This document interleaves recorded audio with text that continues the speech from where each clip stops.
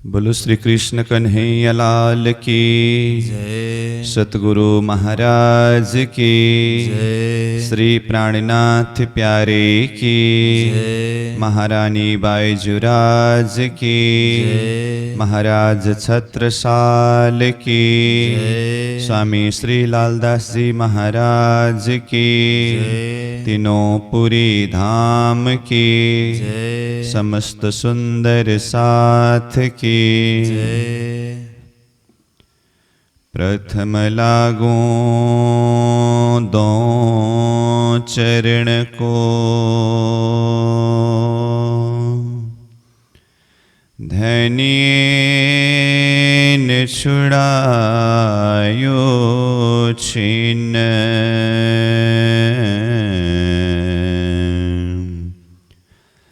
लांक तले लालेड़िया, मेरे जीव के यही जीवन, इन पाँव तले पड़ी रहूं, धनी नजर खोलो बातुन,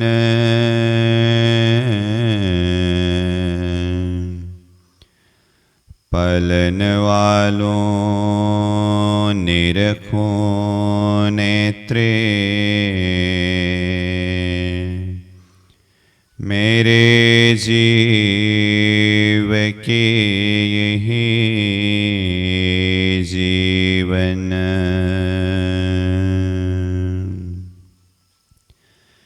प्यारे मेरे प्राण के, मोहे पल छोड़ो जिन,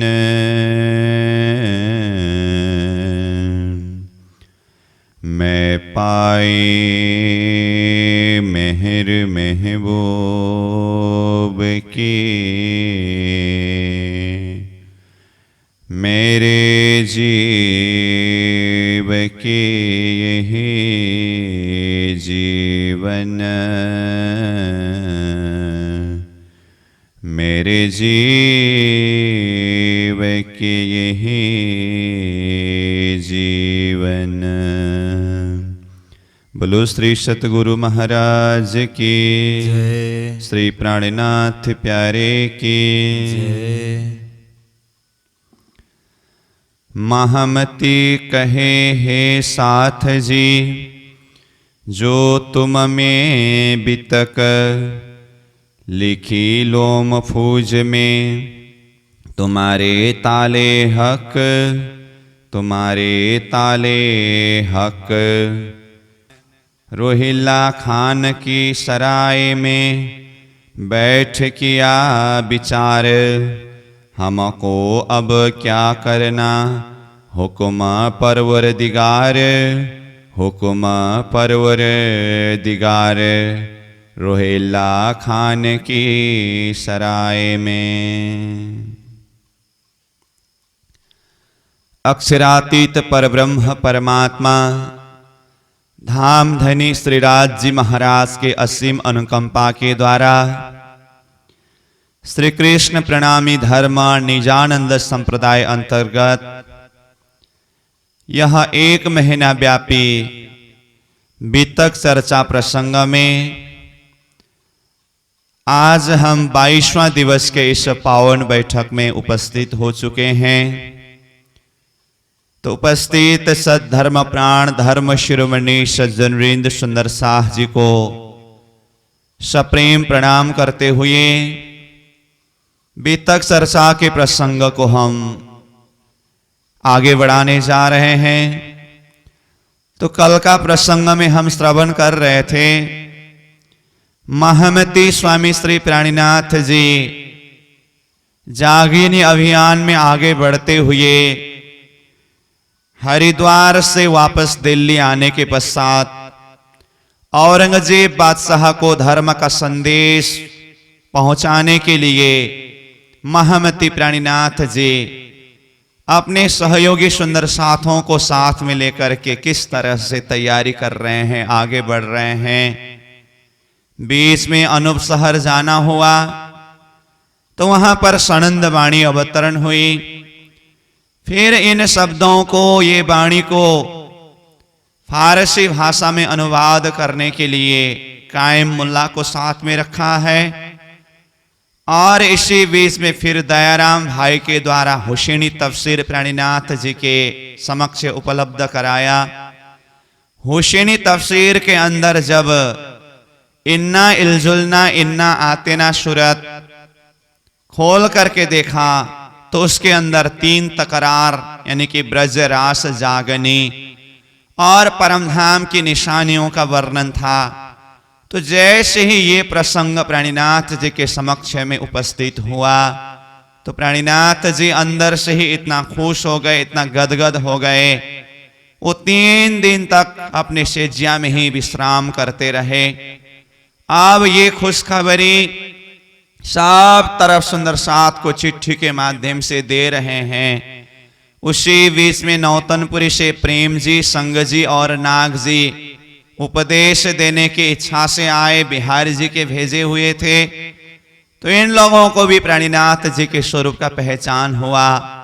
अब महामती प्राणीनाथ जी यहां से आगे किस तरह से औरंगजेब बादशाह, जिनके अंदर परमधाम के सकुमार बाई की वासना विद्यमान है, तो उन तक संदेश पहुंचाने के लिए अब आगे किस तरह से इस कार्य को सिद्ध करते हैं, इसी प्रसंग को निरंतर आज हम चर्चा करेंगे। तो यहां लालदास जी महाराज कहते हैं, रोहिला खान की सराय में बैठ किया विचार, हमको अब क्या करना हुक्म परवरदिगार। जब इन्ना इल्जुलना इन्ना आतेना सूरत के अंदर ब्रजरास जागनी परमधाम की निशानी की बातें मिली, जगह जगह पर सुंदर साथ को चिट्ठी भेजा तो सुंदर साथ भी उपस्थित हो रहे हैं।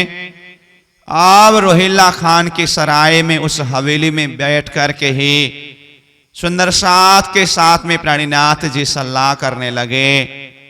अब हम इस संदेश को औरंगजेब बादशाह तक किस तरह से पहुंचाए, क्योंकि निशाने बहुत सारे मिल चुके हैं। मेड़ता में ही ला इल्ला इल्ला मोहम्मद रसूलुल्लाह ये शब्द सुनाई दिया। यहाँ पर भी 4 अक्षर अक्षरातीत का पहचान, जो कुरान के हिसाब से 3 पुरुष ला इल्ला इल्ला की बात हुई। अनूप शहर में जब गए तो सनंद वाणी अवतरण हुआ, सारा कुरान की हकीकत मार्फत खुलासा हुआ। और अभी ये हुसैनी तफसीर के अंदर भी ऐसे 3 तकरार परमधाम की निशानी की बातें मिल रहे हैं। अब साक्ष्य प्रमाण के लिए कोई कमी नहीं है, बस अब इतनी सी काम बाकी है कि ये संदेश बादशाह तक किस तरह से पहुंचाया जाए। तो इस विषय में सलाह करने लगे। तो फिर सुंदर साथ रजवी खान के यहाँ चले जाते हैं, क्योंकि ये भी बादशाह के करीब में है, ये मालूम पड़ा। तो रजवी खान के यहाँ 10-20 दिन तक जाकर के उनके साथ भी चर्चा करते हैं। रसूल के कहे हुए वचन के आधार पर इमाम स्वरूप जाहिर हो चुके हैं, हम ये संदेश बादशाह तक पहुंचाना चाहते हैं। इस तरह से बात हुई। फिर शेख निजाम के साथ भी जाकर के बातें करते हैं, तो उनके साथ भी यही बात हुई कि इमाम का संदेश हम बादशाह तक पहुंचाना चाहते हैं। तो फिर उसके साथ साथ में एक शेख बाजीद करके हैं, उनके साथ में भी बातें हुई। और सागर मल्ल नाम के हैं, उनके साथ भी जाकर के सुंदर साथ बात करते हैं। बखतावर के घर में जाकर के भी बातें करते हैं। बहुतों से बात करके यही प्रयास कर रहे हैं कि औरंगजेब बादशाह तक किसी के माध्यम से संदेश पहुंच जाए। सीधा बादशाह तक जाकर के संदेश देना ये तो उस समय में इतना आसान कार्य नहीं था। तो प्राणीनाथ जी की यही प्रयास है, बादशाह के इर्द गिर्द में रहने वाले लोग इस बात को जरा सा ध्यान दे करके सुने और ये संदेश बादशाह तक पहुंचाने के कार्य के लिए कोई तैयार हो तो कुछ काम आगे बढ़ सकेगा। इस तरह से प्रयास कर रहे हैं, परंतु कोई भी इतना ध्यान से इस बात को नहीं सुनते हैं और इस कार्य को करने के लिए कोई भी हिम्मत नहीं कर पा रहे हैं। तो ऐसा करते करते फिर अब प्राणीनाथ जी अपने सुंदर साथ के समूहों को रोहिला खान के सराय से अब चांदनी चौक में ले आते हैं। 4 महीने का समय वो रोहिला खान की सराय में रहे। तो यहाँ कहते हैं, पास रोहिला खान के रहे 4 मास, चांदनी चौक में आए के करने लगे विचार। अब वहां से चांदनी चौक में आ गए। चांदनी चौक में आकर के वहां पर रहने लगे। अब वहां एकांत जगह में बैठ करके 5 जने के नाम पर 5 चिट्ठी तैयार करके भेजने का ये सलाह कर रहे हैं। बैठे एकांत एक ठौरा 5 किए तुम्हारा, नलुए 5 बनाए के हाजिर किए तैयार। 5 जने जो बादशाह के इर्द गिर्द में थे उन लोगों के नाम पर 5 चिट्ठी तैयार किया और उन लोगों के पास में ये चिट्ठी पहुंचाने की तैयार हुई।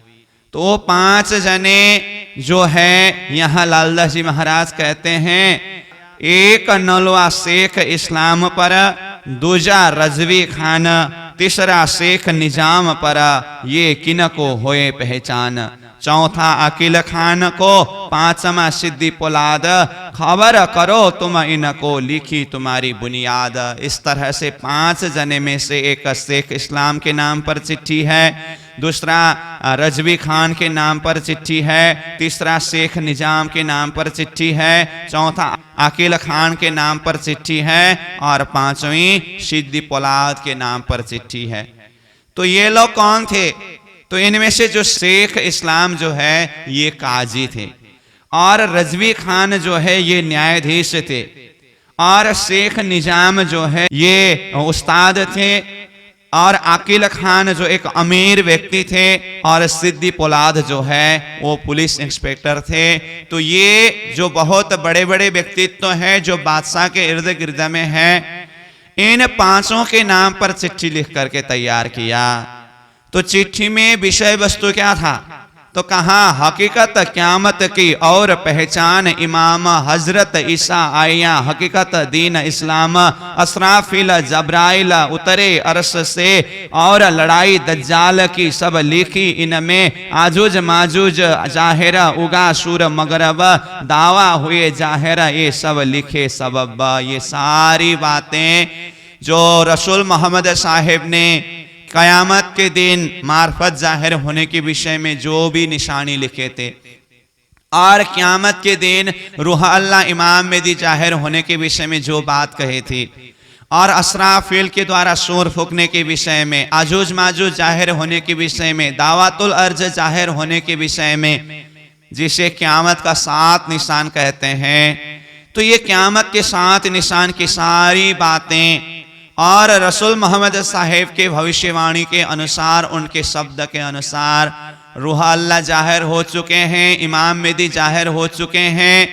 तो इस विषय में सारी बातें चिट्ठी के माध्यम से लिख करके तैयार किया और अब कान जी भाई को प्राणीनाथ जी ने हुक्म किया कि कान जी जाओ तुम ये चिट्ठी लेकर के, ये 5 के नाम पर जो लिखे हुए चिट्ठी है ये 5 को दे करके उन लोगों का क्या कैसा जवाब रहेगा ये ले करके आना। महामती प्राणीनाथ जी ने कान जी भाई को चिट्ठी दे करके भेजा और साथ में पीछे से कुछ सुंदर साथ की जमात को भी तैयार किया जो कान जी भाई के पीछे पीछे उनके निरीक्षण करने वाले, क्योंकि उस समय तो अब पूरा मुसलमान का समय है और उन लोगों के घर घर में जाकर के ये चिट्ठी देना होगा, संदेश देना होगा।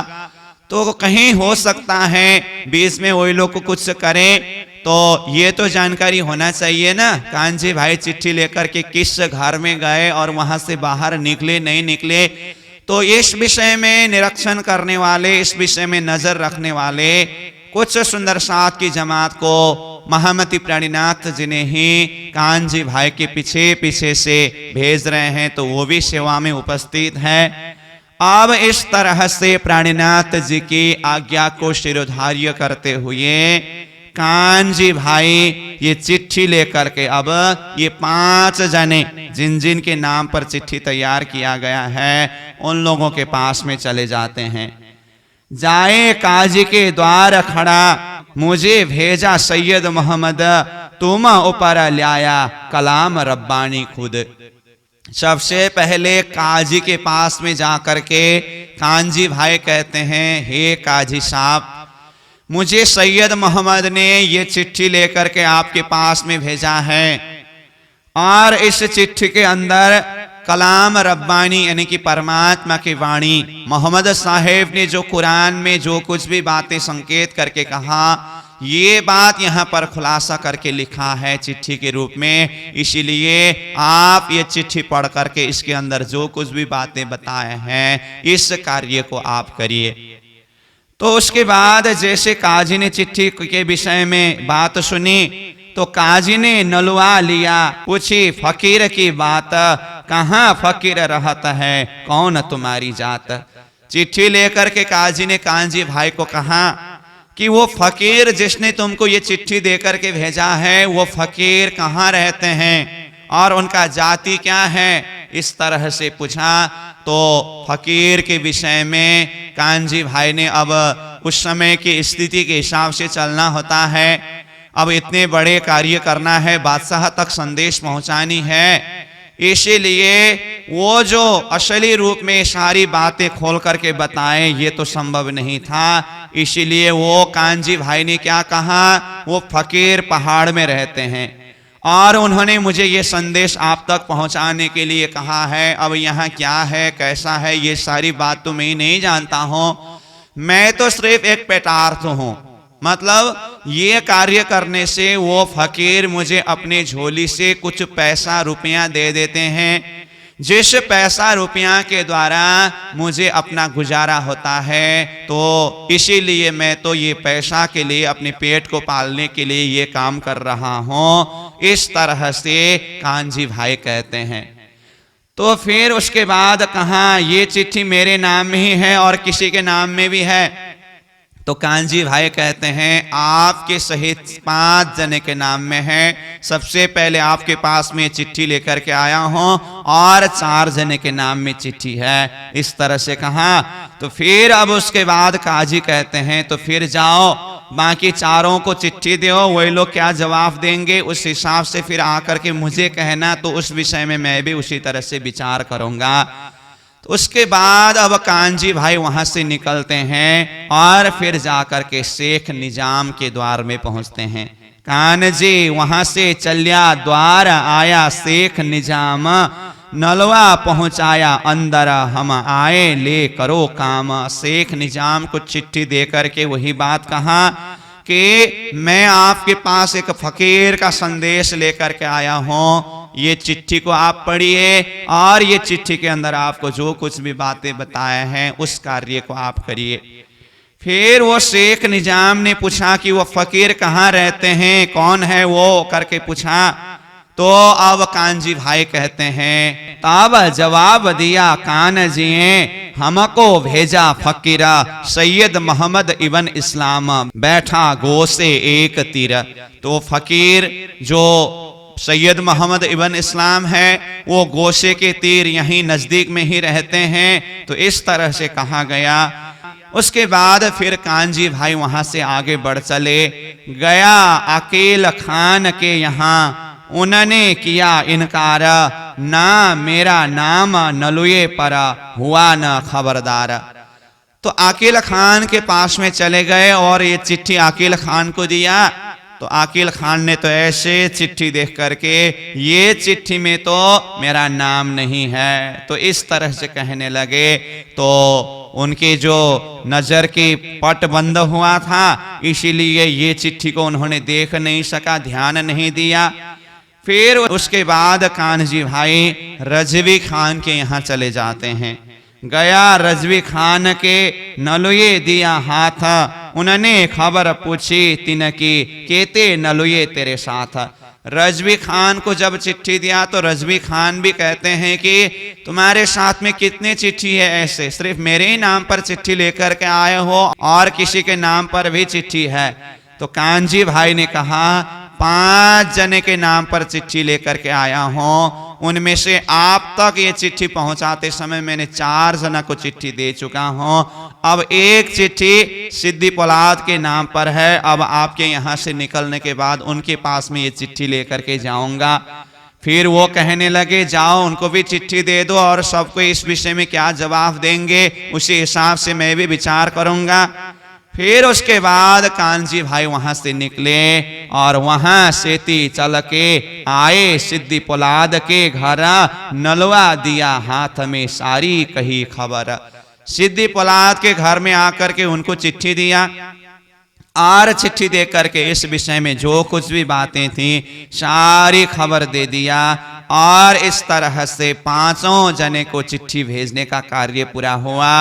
फिर उसके पश्चात कांजी भाई दूसरे दिन पहुंच जाते हैं इन 5 के पास में कि कल जो मैंने चिट्ठी आप लोगों को ला करके दिया ना, उस विषय में आप लोग को कुछ कहिए, कुछ बताइए। फिर दूसरे दिन जाते हैं, तीसरे दिन भी जाते हैं, करते करते इस तरह से 15 दिन तक कांजी भाई वो चिट्ठी के जवाब पाने के लिए 5 के घर में फिरते रहे। यों करते सबन के फिरता रहे 15 दिन, बोए ईमान है नहीं बिना खास मोमिन। कहते हैं 15 दिन तक कांजी भाई वो चिट्ठी के जवाब के लिए फिरते रहे, परंतु उन लोगों के प्रति सच्चा धर्म का सुगंध नहीं है, इमाम का पहचान करने की अंतर्दृष्टि नहीं है, वो समझ नहीं है, इसलिए ये लोग कोई भी सचेत नहीं हुए। फिर भी कांजी भाई अपनी तरफ से प्रयास कर रहे हैं। शेख निजाम के पास में जाकर के झुक करके कहते हैं, हे शेख निजाम जी, आप उस चिट्ठी का कुछ जवाब दीजिए ना। तो यहाँ पर जो भी बात लिखे हैं इसका जवाब दीजिए और ये बात को आप सुल्तान तक पहुंचाइए। तो इस तरह से कहते हैं। फिर काजी के पास में जाकर के यही बात कहते हैं तो काजी कहते हैं ये तो इतनी जल्दीबाजी में होने वाला काम नहीं है। वो चिट्ठी के अंदर तो क़यामत के विषय की बात लिखे हुए हैं और ये हमारे द्वारा होने वाली बात नहीं है, ये तो स्वयं बादशाह हुक्म करे और वो चाहे उनके द्वारा ही संभव है।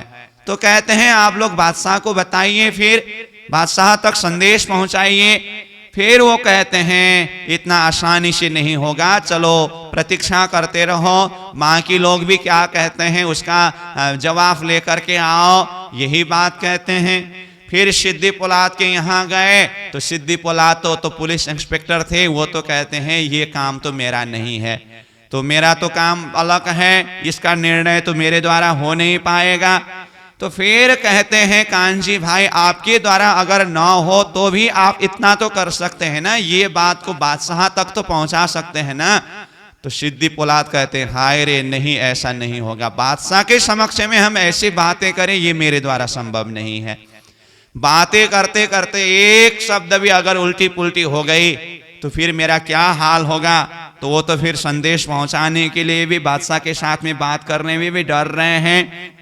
फिर रजवी खान के पास में जाकर के यही बात बताते हैं कांजी भाई की जवाब दीजिए कुछ, तो वो भी इसका जवाब दे नहीं पाते हैं। तो इस तरह से बार बार जा करके कांजी भाई बस यही कहते हैं कि आप लोग जब तक मुझे इसका जवाब नहीं देंगे ना, वो फकीर मुझे मेरा परिश्रम का फल जो तलब मिलना है ना, पैसा मिलना है ना, वेतन, वो नहीं देते हैं।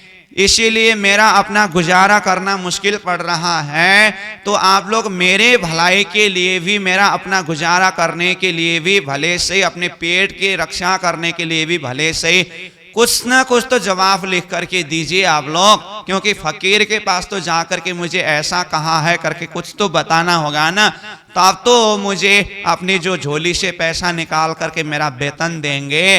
तो इस तरह से भी बातें कर रहे हैं, परंतु पांचों के पांच द्वारा भी कोई जवाब नहीं आ सका। बहुत समय निकला, कांजी भाई ने अपनी तरफ से हाथ से ज्यादा प्रयास किया, अपने तरफ से मेहनत करने में कोई कमी नहीं रखा, परंतु ये लोग दिल के नजर में मुहर लगा हुआ था, इसलिए इस बात को ध्यान दे करके विचार करके देख नहीं सका, ये कार्य को आगे नहीं बढ़ा सका।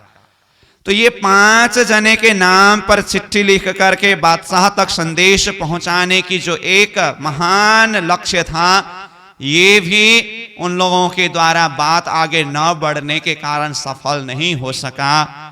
तो फिर उसके बाद अब कुछ समय बीतने के पश्चात अब सारे सुंदर साथ मिलकर के सलाह करने के लिए बैठे।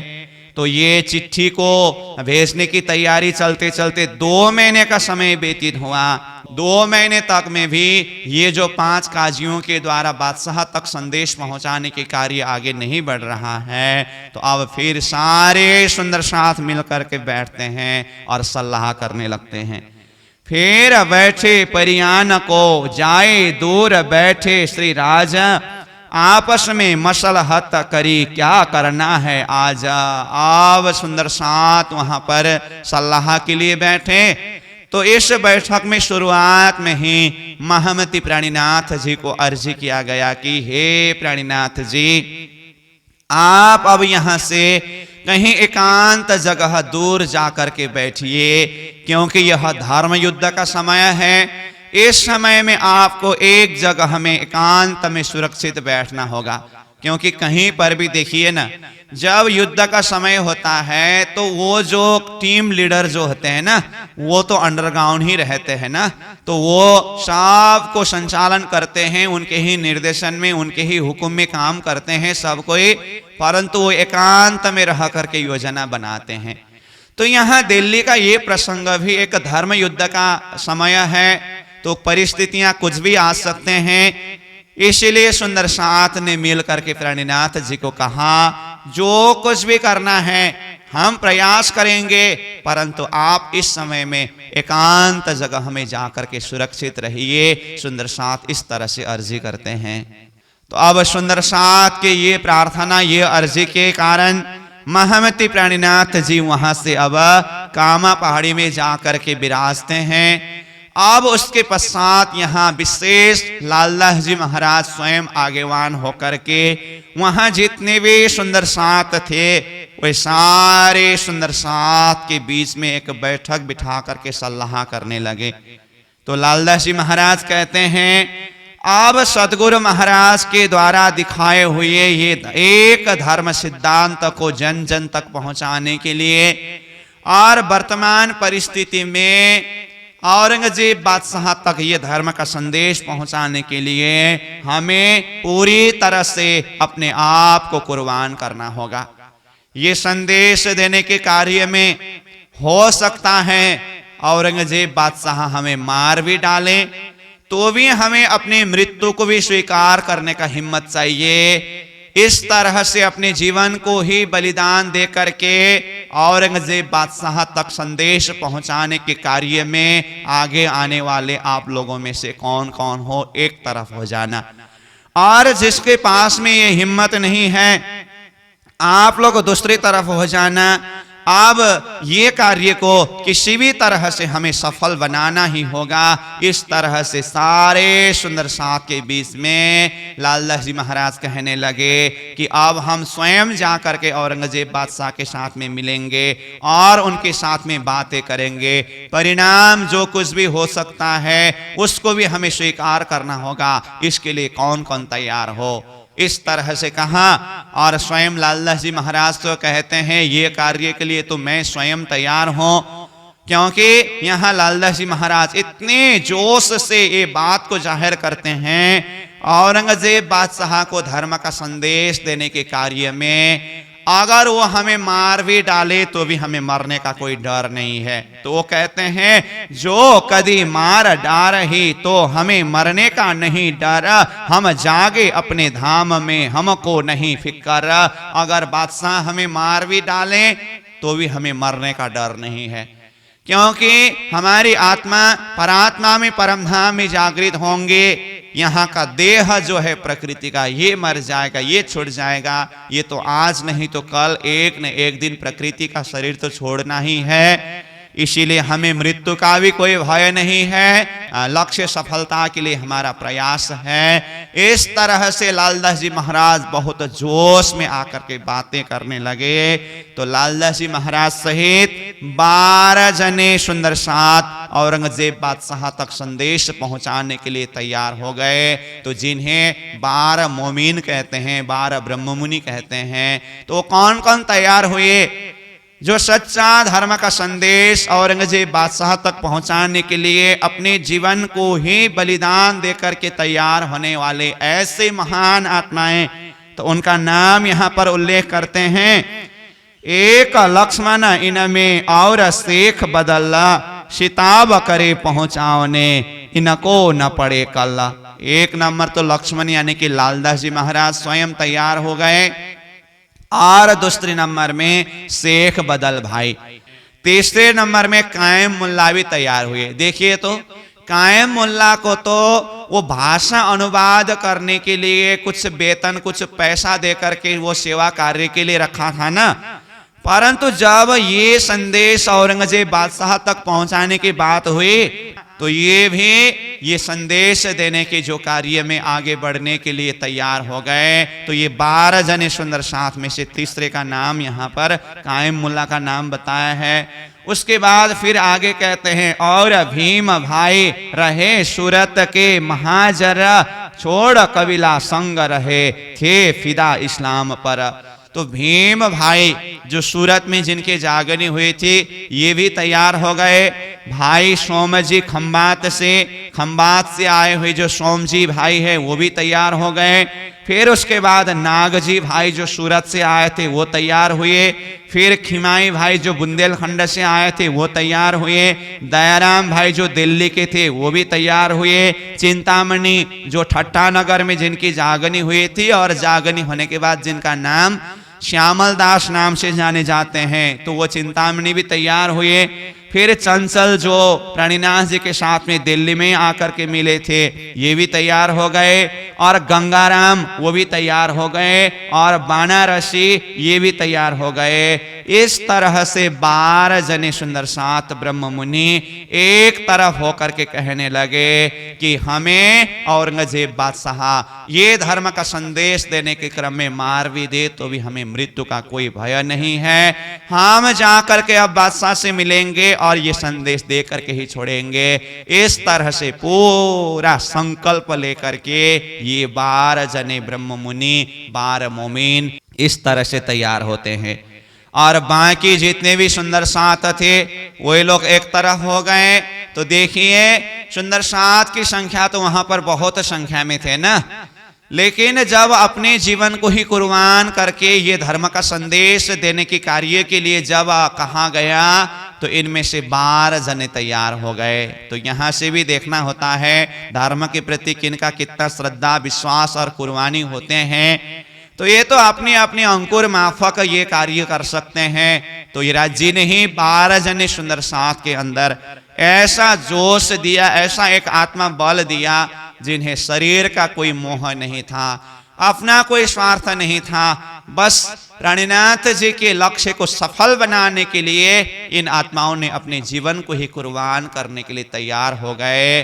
तो अब ये 12 जने सुंदर साथ मिल करके सानंद वाणी लेकर के अब मस्जिद में जाकर के सानंद वाणी गाने लगते हैं। तो अब यहाँ कहते हैं, यों करते संध्या समय उठ आए अपने घर, फिर तहां रात को मिल के बैठे मस्जिद पगथी पर। तो दिन के समय में इस तरह से सल्लाह किया, और वहां से अपना घर मतलब वहां जहां विश्राम करने का स्थान था वहां आकर के बैठे। फिर रात्रि के समय में ही ये 12 जने सुंदर साथ मस्जिद में जाकर के मस्जिद के पगथी यानी कि सीढ़ी में बैठ करके सानंद वाणी गाने लगे। तो तहां जाए के सनंदे गावत है कलाम, जोश भरे न देख है दुश्मन खलक जो आम। मस्जिद के पगथी सीढ़ी में जाकर के ये 12 जने सुंदर साथ ऐसे जोश में सनंद वाणी को गा रहे हैं, ये खलक दुनिया कोई किसी का परवाह नहीं है। तो इस तरह से नेत ही उत जाए के गावत है बाणी, साका दिल में ना आवही करे सब अपनी मानी। नित्य प्रति वहां मस्जिद के पगथी में जाकर के सीढ़ी में जाकर के बैठते हैं और सनंद वाणी को गायन करते हैं। तो सनंद वाणी में बिना एक मोहम्मद का प्रकरण है और नेक कहूं दोजक का प्रकरण है, नबी नारायण का प्रकरण है, मुसलमान की रहनी का प्रकरण है, मोमिन का रहनी का प्रकरण है। इस तरह से बहुत सारे प्रकरण है। तो ऐसे ऐसे प्रकरण ये सुंदर साथ गायन कर रहे हैं। तो इनके अंदर ऐसा जोश है, इनकी चेहरा में ऐसी चमक है, ये सारा बल तो इन सुंदर साथ को स्वयं श्रीराज जी महाराज ने दिया है। तो इस तरह से ये सनंद वाणी गायन करने की कार्य निरंतर आगे बढ़ ही रहा था। उसी बीच में एक नंदलाल घड़यालची करके एक व्यक्ति आकर के इन 12 मोमिनों से मिलते हैं। नंदलाल घड़यालची ल्याया कबीले समेत ईमान, खिजमत में ठाड़ा रहे रहती थी पहचाना।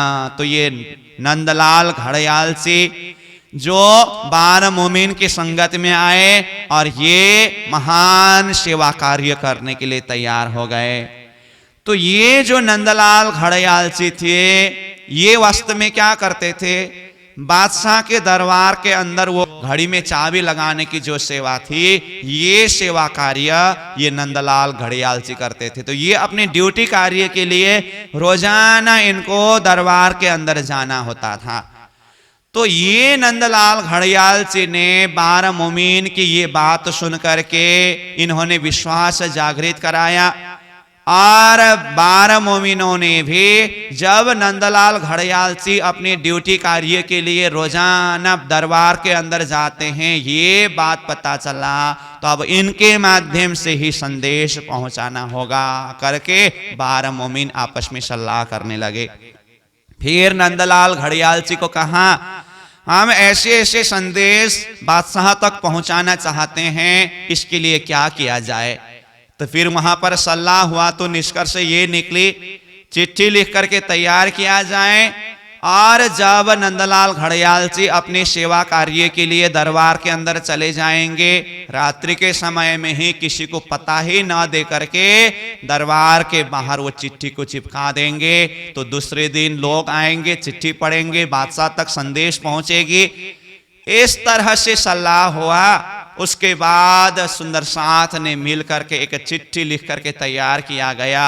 चिट्ठी के अंदर तो वही बात थी, रसूल मोहम्मद साहेब ने कुरान में आखिर के दिन, फजर के दिन, क़यामत के दिन के विषय में क्या कुछ कहा है और क़यामत के दिन 7 निशान जाहिर होने के विषय में कहा है। तो अब वो क़यामत का दिन तो अभी वर्तमान समय क़यामत का समय पड़ रहा है। तो 7 निशान किस तरह से जाहिर हो रहे हैं, इमाम का स्वरूप काजी बनकर के आने की बात है तो वो किस तरह से जाहिर हो चुके हैं, ये हकीकत मार्फत की सारी बातें वो चिट्ठी के रूप में लिख करके तैयार किया। और चिट्ठी के ऊपर ही बड़ा सा अक्षर में क्या लिख दिया, जो कोई भी ये चिट्ठी को पढ़े बिना दरबार के अंदर प्रवेश करेगा उसके ऊपर खुदा का लानत लगेगा। इस तरह से कहा गया। बिना सुने इन रुके को जो बैठे इन दरबार, तिनको लानत खुदाए की पहुंचे न परवरदिगारा। इस तरह से ये चिट्ठी को पढ़े बिना अनदेखा करके जो अंदर प्रवेश करेगा उसके ऊपर लानत लगेगा। इस तरह से चिट्ठी के ऊपर ही लिखा गया और सारी चिट्ठी तैयार करके अब 12 जने सुंदर साथ ने ये नंदलाल घड़यालची के हाथ में चिट्ठी दिया। नंदलाल घड़यालची भी दिल में बहुत ही उमंग लेकर के, हर्ष के साथ में ये चिट्ठी लेकर के चले गए और रात्रि के समय में ही वो दरबार के बाहर जो अंदर प्रवेश करने का दरवाजा होता है, दरवाजा के ही पास में फिर बाहर से कोई आते समय अंदर जाने से पहले हाथ पैर धोते हैं। वो हाथ पैर धोने का जो जगह होता है ना, उसके ऊपर ये चिट्ठी को चिपका दिया। तो यहाँ कहा, यहाँ रुका लिख के दिया हाथ नंदलाल, गोद लगाए रात को चौड़ा होए के दिल खुशहाल। रात्रि के समय में ही एकदम खुशहाल दिल से, प्रसन्न चित्त से नंदलाल घड़ियाल जी ने दरबार के बाहर ये चिट्ठी को चिपका दिया। तब घड़ियाल जी ने सिर चढ़ाया हुकुम, रात को रुका चौड़िया, कछु न आया गम। कोई किसी को कुछ खबर ही नहीं पड़ा, किसने चिट्ठी चिपकाया, क्या किया, कौन आया गया, किसी को पता ही नहीं चला। इस तरह से चिट्ठी चिपकाया गया। जब हो गई फजर, रुका हुआ जाहिर, रुका पड़ के पैठ ही जो आवते थे बाहर। अब दूसरे दिन सुबह का समय हुआ तो वो चिट्ठी जाहिर हो गया।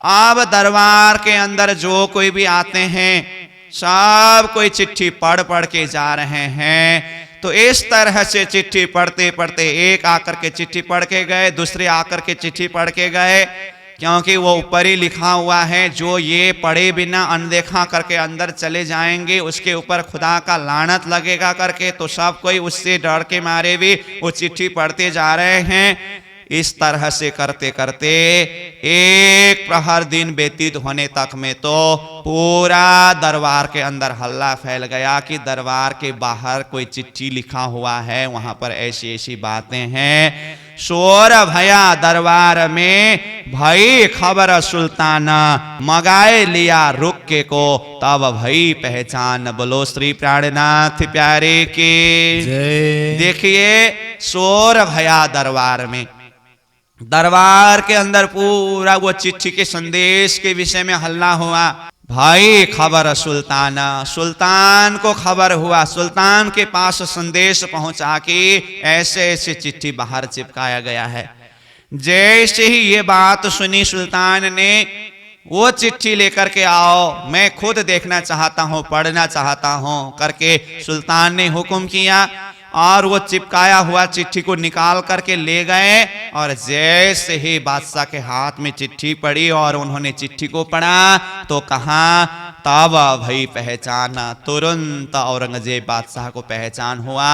मतलब उनके अंदर जो एक रूहानी शक्ति थी, जो सुकुमार की वासना जो है, उनको अंदर से इमाम के स्वरूप का पहचान हुआ। और जो कुछ भी ये चिट्ठी के अंदर लिखे थे, अंतर रूहानी शक्ति ने पहचान किया।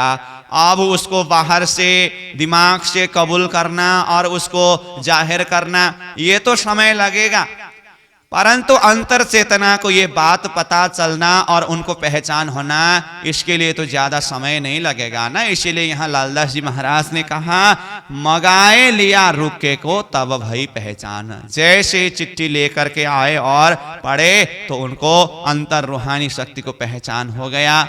अब ये चिट्ठी की बात जैसे ही उनको मालूम पड़ा तो अब बादशाह ने विचार किया, मेरे पास संदेश आने का तरीका गलत है।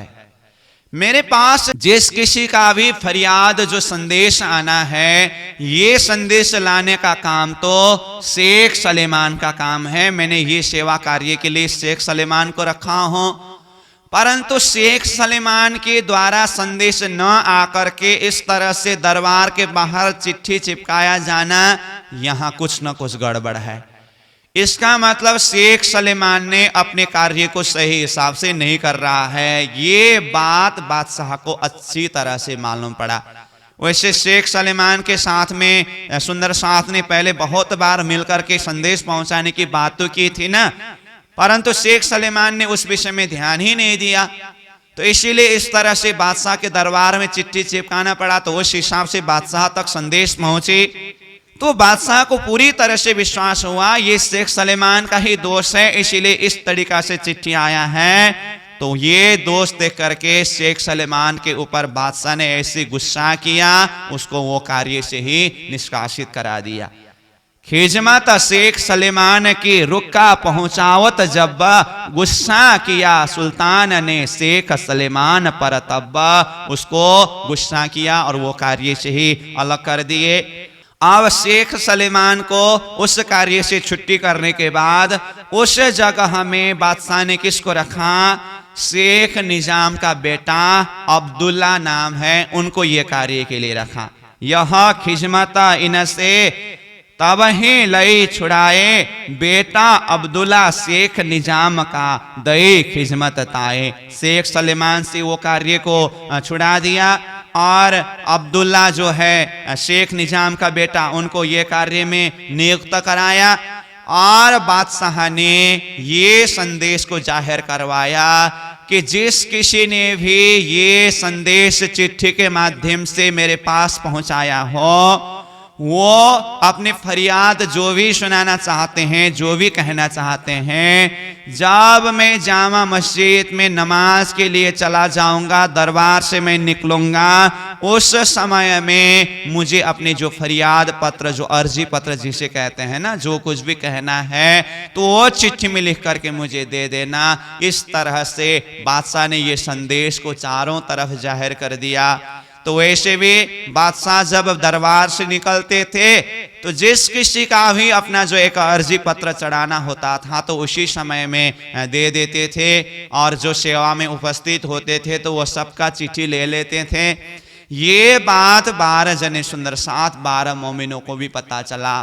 तो पहले से ही इन मोमिनों ने, इन सुंदर साथ ने सलाह करके फिर बादशाह के नाम पर एक चिट्ठी लिख करके तैयार किया।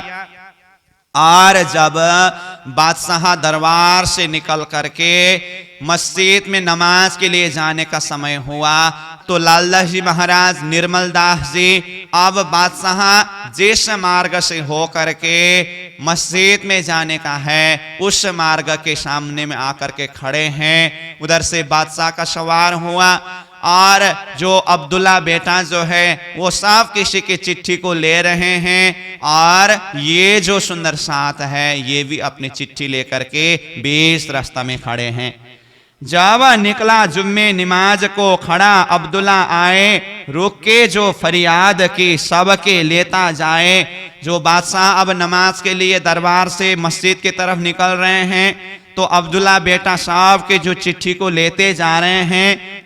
आप खड़ा देखता भय फरियादो अनेका, तामे लाल निर्मल ले गए रुका अपना एक। तो सब कोई अपनी अपनी चिट्ठी दे रहे थे, अब्दुल्ला सबकी चिट्ठी को ले रहे हैं। तो उसी बीच में लालदास जी महाराज और निर्मल दास जी भी एक चिट्ठी लेकर के गए और वो अब्दुल्ला के हाथ में चिट्ठी दिया। चिट्ठी लेते बखता अपना लिया इन्ना, पाड़ा रुका फाड़ डारिया यह ना सुनो कानन। जैसे ही लालदास जी महाराज निर्मल दास ने अपना जो चिट्ठी अब्दुल्ला के हाथ में दिया तो उन्होंने चिट्ठी तो लिया और चिट्ठी लेकर कैसे पढ़े। थोड़े से चिट्ठी पढ़ने के बाद अच्छा ये बात है, ये तो बादशाह के पास नहीं पहुंचाना होगा करके वो चिट्ठी को तो वहीं पर फाड़ करके जेब में डाला। अब ये देखने के बाद ये सुंदर साथ कहने लगे, ये चिट्ठी हमने बादशाह को पहुंचाने के लिए आपको दिया था, आपने ये चिट्ठी क्यों फाड़ा। तो इस तरह से अपनी बातें जाहिर करने लगे, कहने लगे। तो वो तो फटाफट वहां से निकलने लगे। तो फिर सुंदर साथ पीछे पीछे होकर के वो घोड़ के पीछे पीछे घिसड़ते हुए जा रहे हैं। हमारी बात सुनिए, हम ये बादशाह तक संदेश पहुंचाना चाहते हैं। वो दरबार के बाहर चिट्ठी चिपकाने वाले हम ही थे। तो ये जो बादशाह ने अपने संदेश को चिट्ठी के माध्यम से भेजो करके जिनके लिए कहा था वो हमारे लिए कहा था, इसलिए हम ये संदेश बादशाह तक पहुंचाना चाहते हैं। आपने बीच में इस तरह से चिट्ठी को क्यों फाड़ दिया, ये बातें करने लगे। परंतु अब्दुल्ला ने ये सुंदर साथ की बातें सुने नहीं। तो इस तरह से बिल्कुल ही अंतिम छोर में पहुंच चुकी थी बादशाह तक बात पहुंचने की, परंतु ये अब्दुल्ला के कारण ये बात भी बीच में ही ऐसे अटक गया। ये चिट्ठी के माध्यम से भी बात पहुंचाना नहीं बना। तो अब तक जो कुछ भी बातें हुई सुंदर साथ ने अपने तरफ से प्रयास करने में कोई कमी नहीं रखा है, परंतु ये बीच के लोग होते हैं ना, ये लोग ही आड़ा बनने के कारण बादशाह तक संदेश पहुंचने में देरी हो रहा है। फिर भी एक बार तो चिट्ठी के माध्यम से बात पहुंच चुकी है, तो जो कुछ भी बातें हुई अब तक की सारी बातें चिट्ठी में लिख करके महामती प्राणीनाथ जी को ये सारी बातों की जानकारी भेजा गया। यह खबर श्री राज को लिख के भेजी उत्ता, हम पैगाम पहुंचाने कमी करी न तित्ता। हमने अपने तरफ से संदेश पहुंचाने में कोई भी कमी नहीं रखा। तो इस तरह से ये सारी बातें जानकारी दी। जब प्राणीनाथ जी के पास में ये चिट्ठी के माध्यम से संदेश पहुंची, फिर प्राणीनाथ जी ने उस चिट्ठी का जवाब स्वयं अपने हाथ से लिख करके सुंदर साथ के यहाँ भेजा। श्री राज पाती लिख के भेजी तुरंत जवाब, तुम आकले न होइयो मैं आवत हूँ सिताव। प्राणीनाथ जी ने चिट्ठी के माध्यम से ये संदेश भेजा कि हे सुंदर साह जी, आप लोग जल्दीबाजी मत करना कोई भी कार्य करते समय।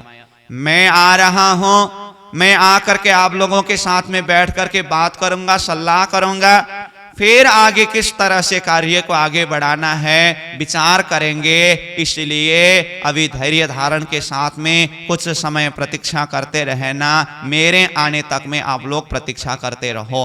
इस तरह से चिट्ठी लिख करके कांजी भाई के हाथ से ये चिट्ठी भेजा गया।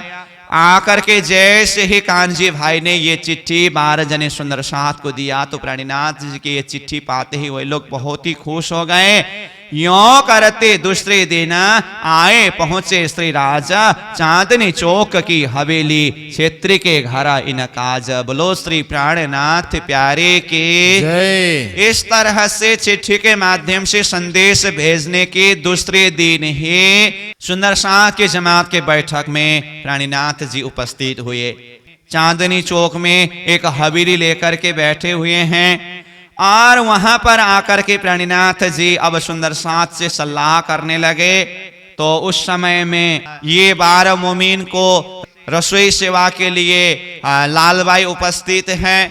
तो महामती प्राणीनाथ जी स्वरूप पधारे, तो लालबाई ने महामती प्राणीनाथ जी को भी रसोई आरोगाए और इस तरह से ये सारी बातें हो रही हैं। तो अब जैसे ही बैठ करके बातें करने लगे, तो सारी बातें जो कुछ भी हुआ पहले से ही वैसे चिट्ठी के माध्यम से मोमिनों ने सारी बात तो जानकारी दी थी। फिर अब आमने सामने होकर के मिलने से और सारी बातें जानकारी दिया। अब प्राणीनाथ जी ने विचार किया, सुंदर साथ ने अपनी तरफ से तो बहुत प्रयास किया, अब इन लोगों के मन में दिल में क्या कैसी बात है ये भी मुझे विचार करना होगा। तो अब आगे आप लोग क्या सोच रहे हैं, क्या करेंगे इस कार्य के लिए करके प्राणीनाथ जी ने कहा। तो ये 12 जने सुंदर साथ तो इतने जोश में आकर के कहने लगे, हम इस कार्य के लिए तो टोक टोक होकर के ही रहेंगे, हम किसी भी हालत में बादशाह तक संदेश पहुंचा करके ही छोड़ेंगे। हम इस कार्य को बस आपके आशीर्वाद ही जरूरत है, आप हमारे ऊपर कृपा करते रहिए, हम किसी भी हालत में ये कार्य को सफल बनाए बिना नहीं छोड़ेंगे। इस तरह से जोश में आकर के सुंदर साथ बातें करने लगे। तो सुंदर साथ के अंदर की ये जोश को देख करके प्राणीनाथ जी भी अंदर से सोचने लगे, श्रीराज जी महाराज ने ही इन सुंदर साथ को ये जोश दिया है। तो उसको देख करके प्राणीनाथ जी भी अत्यंत खुश हो गए, गदगद हो गए। तो उसके बाद फिर महामती प्राणीनाथ जी सारे सुंदर साथ को बिल्कुल ही सावधानी के साथ में काम करना, मैं बिल्कुल ही आप लोगों के साथ में ही हूँ, शरीर से थोड़ा सा अलग हूँ परंतु भावना से मैं आप लोगों के साथ में हूँ। इस तरह से सभी सुंदर साथ को एक आत्मबल भी दिया। इस तरह फिर वहां से प्राणीनाथ जी कामापाड़ी वो एकांत स्थान में चले जाते हैं। इता खुशहाली होए के रजा दई श्री राज, जाए पधारो एकांत अब देखो हमारा काज। सुंदर साथ ने प्राणीनाथ जी को अर्जी किया कि हे प्राणीनाथ जी, आप एकांत जगह में विराजमान हो जाइए, और आगे हम इस कार्य के लिए किस तरह से आगे बढ़ेंगे, आप देखते रहिए। हम ये कार्य को सफल बना करके ही छोड़ेंगे। इस तरह से सुंदर साथ बहुत जोश में और भाव में आकर के प्राणीनाथ जी को अर्जी किया। तो प्राणीनाथ जी फिर वहां से चले जाते हैं। कामा पहाड़ी जो एकांत स्थान में रह रहे हैं। अब 12 जने सुंदर साथ जो है, ये सारे सुंदर साथ फिर जाकर के मस्जिद में सनंद वाणी गायन करने लगते हैं। आपस में मसलहत करी, जाए जुम्मे मस्जिद, तहां जाए सनंदे पढ़िए सिफत जो मोहम्मद। 12 जने सुंदर साथ आपस में सलाह करके फिर जामा मस्जिद में जाकर के सनंद बाणी गायन करने लगे, जिस सनंद बाणी में सिफत जो मोहम्मद साहेब की सिफत के विषय में वो बाणी के द्वारा जो जाहिर किया है, ये बाणी को गायन कर रहे हैं। इस तरह से बाणी गायन कर रहे हैं, सुनने वाले सुन रहे हैं। तो करते करते वो मस्जिद के जो इमाम थे, जैसे मंदिर में रहने वाले को पुजारी कहते हैं ना, तो मस्जिद में जो रहते हैं उन्हें मुल्ला इमाम कहते हैं। तो यहाँ पर इमाम की बात आई है। तो जब इस तरह से जोश में मस्जिद में सनंद वाणी गायन कर रहे हैं 12 मोमिन, तो इमाम जो मस्जिद का तिनने सुनी पुकारा, उतर आया ऊपर से सुनी सिफत परवरदिगार। वो मस्जिद के जो इमाम हैं, उन्होंने मोमिनों के द्वारा गायन किया हुआ ये सनंद वाणी के शब्द को सुने तो मस्जिद से नीचे उतर करके आए। अब यहाँ पर इमाम शब्द समझना होता है। मस्जिद में जो रह रहे हैं उन्हें भी यहाँ पर इमाम शब्द से बताया है। और वो इमाम ने इमाम के नाम सुन करके खुश हुआ करके कहते समय, जो इमाम का नाम है वो आखिरी इमाम, जो खुदा इमाम के रूप में आने की बात है ना, तो वो इमाम की बात है। तो ये भी हमें समझना होगा कौन सा इमाम शब्द वो मस्जिद के इमाम के लिए प्रयोग किया है और कौन सा इमाम शब्द वो आखिरी इमाम महामती प्राणीनाथ जी के लिए कहा है, ये भी देखना होगा। तो यहाँ कहा, नाम सुनत इमाम का बहुत हुआ खुशहाला, मोमिनों के मुख देख के जोश भरे लिए हाला। वो जो मस्जिद के इमाम ने आखिर के समय में जाहिर होने वाले इमाम मेहंदी का नाम जैसे सुना, वो तो बहुत ही खुश हो गए। और ये 12 मोमिन सनंद वाणी गायन कर रहे हैं। इनके अंदर जो एक आत्मा बल को देखते हुए और इनकी चेहरा में एक दीन इस्लाम सच्चा धर्म का जो चमक, एक जोश भरी नूरी चेहरा को देखते हुए ये जो मस्जिद के इमाम हैं, इन्होंने विचार किया ये संदेश तो मुझे बादशाह तक पहुंचाना होगा। तो कहने लगे, मैं जाऊं सुल्तान पे लेके अपने साथ, बात तुम्हारी मैं कहूं ले चला पकड़ के हाथ। देखिए, ये मस्जिद के इमाम ने 12 जने सुंदर साथ को कहा कि आप लोगों को मैं अपने साथ में लेकर के जाऊंगा और बादशाह के साथ में मिलाप कराऊंगा। तो हाथ पकड़ करके ले गए और जाकर के जैसे ही बादशाह के दरबार के नीचे पहुंच गए और सुंदर साथ नीचे चबूतरे में खड़े हैं। और ये जो मस्जिद के इमाम जिन्होंने सुंदर साथ को लेकर के बादशाह के दरबार तक गए, वो इमाम अब अंदर जाकर के बादशाह को संदेश देते हैं कि इमाम के बंदे, खुदा के बंदे खुदा का संदेश लेकर के आए हैं और वो आपसे मिलना चाहते हैं करके अंदर जा करके बादशाह के साथ बात करने लगे। तो यहाँ कहा कि अंदर जाए खबर करी, आया पैगाम इमाम, मैं लाया लोग तिनके, तुम आइयो ये काम। मस्जिद के इमाम ने अंदर जाकर के बादशाह को क्या कहा कि हे बादशाह, इमाम का संदेश लेकर के जो उनके बंदे आए हैं, मैंने उन्हें लेकर के आया हूं। वो लोग आपसे मिलना चाहते हैं, इसलिए आप उनसे मिलने का प्रबंध करिए।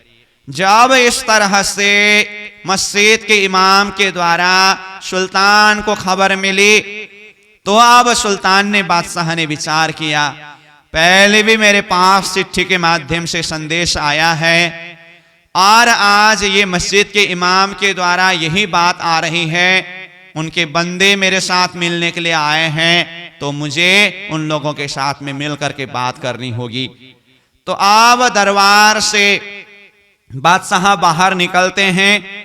महल में से सुन के निकल आया सुल्ताना, हुआ ठाड़ा चबूतरे पर, हाथ आशा टेक सुने काना। बोलो श्री प्राणनाथ प्यारे के जय। दरबार के अंदर से बादशाह बाहर निकले और बाहर जो ऊपर झरोखा में आकर के उपस्थित हो गए। और उस समय में ये जो 12 मोमिन है, मोमिन तले चबूतरे खड़े जाए निकट, जो लिखी लोम फुजों में और भई खटपट। जो 12 मोमिन है वो नीचे चबूतरा में है। बादशाह जैसे ऊपर झरोखा में निकले तो 12 मोमिन ये बिल्कुल ही नजदीक में पास में जाकर के खड़े हो गए। तब पूछा सुल्ताना ने, इशारत सो आए, तब बोले इत मोमिना, कलाम जुआन चलाए। तो ऊपर से बादशाह इशारा से संकेत करके बातें करने लगे, क्योंकि अब बादशाह का अपना ही नियम होता है, जब मर्जी वो बोलते नहीं। तो जिस समय में 12 मोमिन से मिले उस समय में राजा मुख से शब्द उच्चारण करके नहीं बोलते थे, ऐसा समय था। इसीलिए उन्होंने जुबान से शब्द उच्चारण करके तो नहीं बोले, इशारा के द्वारा, संकेत के द्वारा मोमिनों से बातें करने लगे। तो नीचे से मोमिन जो है, सुंदर साथ जो है, वो अपनी मुखार बिंद से शब्द उच्चारण करके बातें करने लगे। फिर इशारत करी सुल्तान ने, क्या मतलब है तुम? तब इन्होंने जवाब दिया, दीन इस्लाम के आशिक हम। संकेत करके इशारा के द्वारा बादशाह ने मोमिनों को पूछा कि तुम लोगों का मतलब क्या है, मेरे साथ मिलना क्यों चाहते थे? तो इस तरह से कहा तो ये 12 मोमिन कहने लगे, हमारा माँ की कोई भी मतलब नहीं है, दीन इस्लाम के आशिक हम सच्चे धर्म का आशिक की आत्मा है। इसलिए आपको हम सच्चा धर्म का पैगाम देना चाहते हैं, इसलिए आपसे मिलने की चाह रखा। तो इस विषय में बातें हुई। कछु मतलब अपना कहो, कछु मांगो मुझे से, कहा एक बात हम मांगत, रूबरू बातें करे तुमसे। बादशाह ने कहा कि कुछ अपनी मतलब की बात करो, मेरे से कुछ मांगना है तो मांग लो, जो कुछ भी चाहते हैं वो मैं देने के लिए तैयार हूं। तो इस तरह से जब बादशाह ने कहा तो सुंदर साथ कहने लगे, बस आपसे हम एक ही वस्तु मांगते हैं, एक ही चीज मांगते हैं। वो क्या है? आपके साथ में हम रूबरू होकर के, आमने सामने होकर के बात करना चाहते हैं, बस इसके लिए आप प्रबंध करिए। तो इस तरह से मोमिन कह रहे हैं, हमारी बातों में आवे न कोई दरमियान, पूछो सुनो तुम हम सो और न सुनावे कान। और मोमिनों ने ये भी कहा, जब आप और हम रूबरू होकर के, आमने सामने होकर के बातें करेंगे ना, आपके और हमारे बीच में दूसरे कोई भी नहीं आना चाहिए, सिर्फ हम ही वहां पर होंगे और जो कुछ भी बातें होगी आप और हमारे बीच में ही बातें होगी। इस तरह से मोमिन कह रहे हैं। फिर मोमिनों से पूछिया, कछु और कहो सबब, तुम्हें तो कहा सुनाया, हमें नहीं मुर्दार का मतलब। तो फिर बादशाह ने कहा कि कुछ अपने सबब के लिए, अपने फायदा के लिए कुछ कहना हो तो वो कहो, वो बताओ।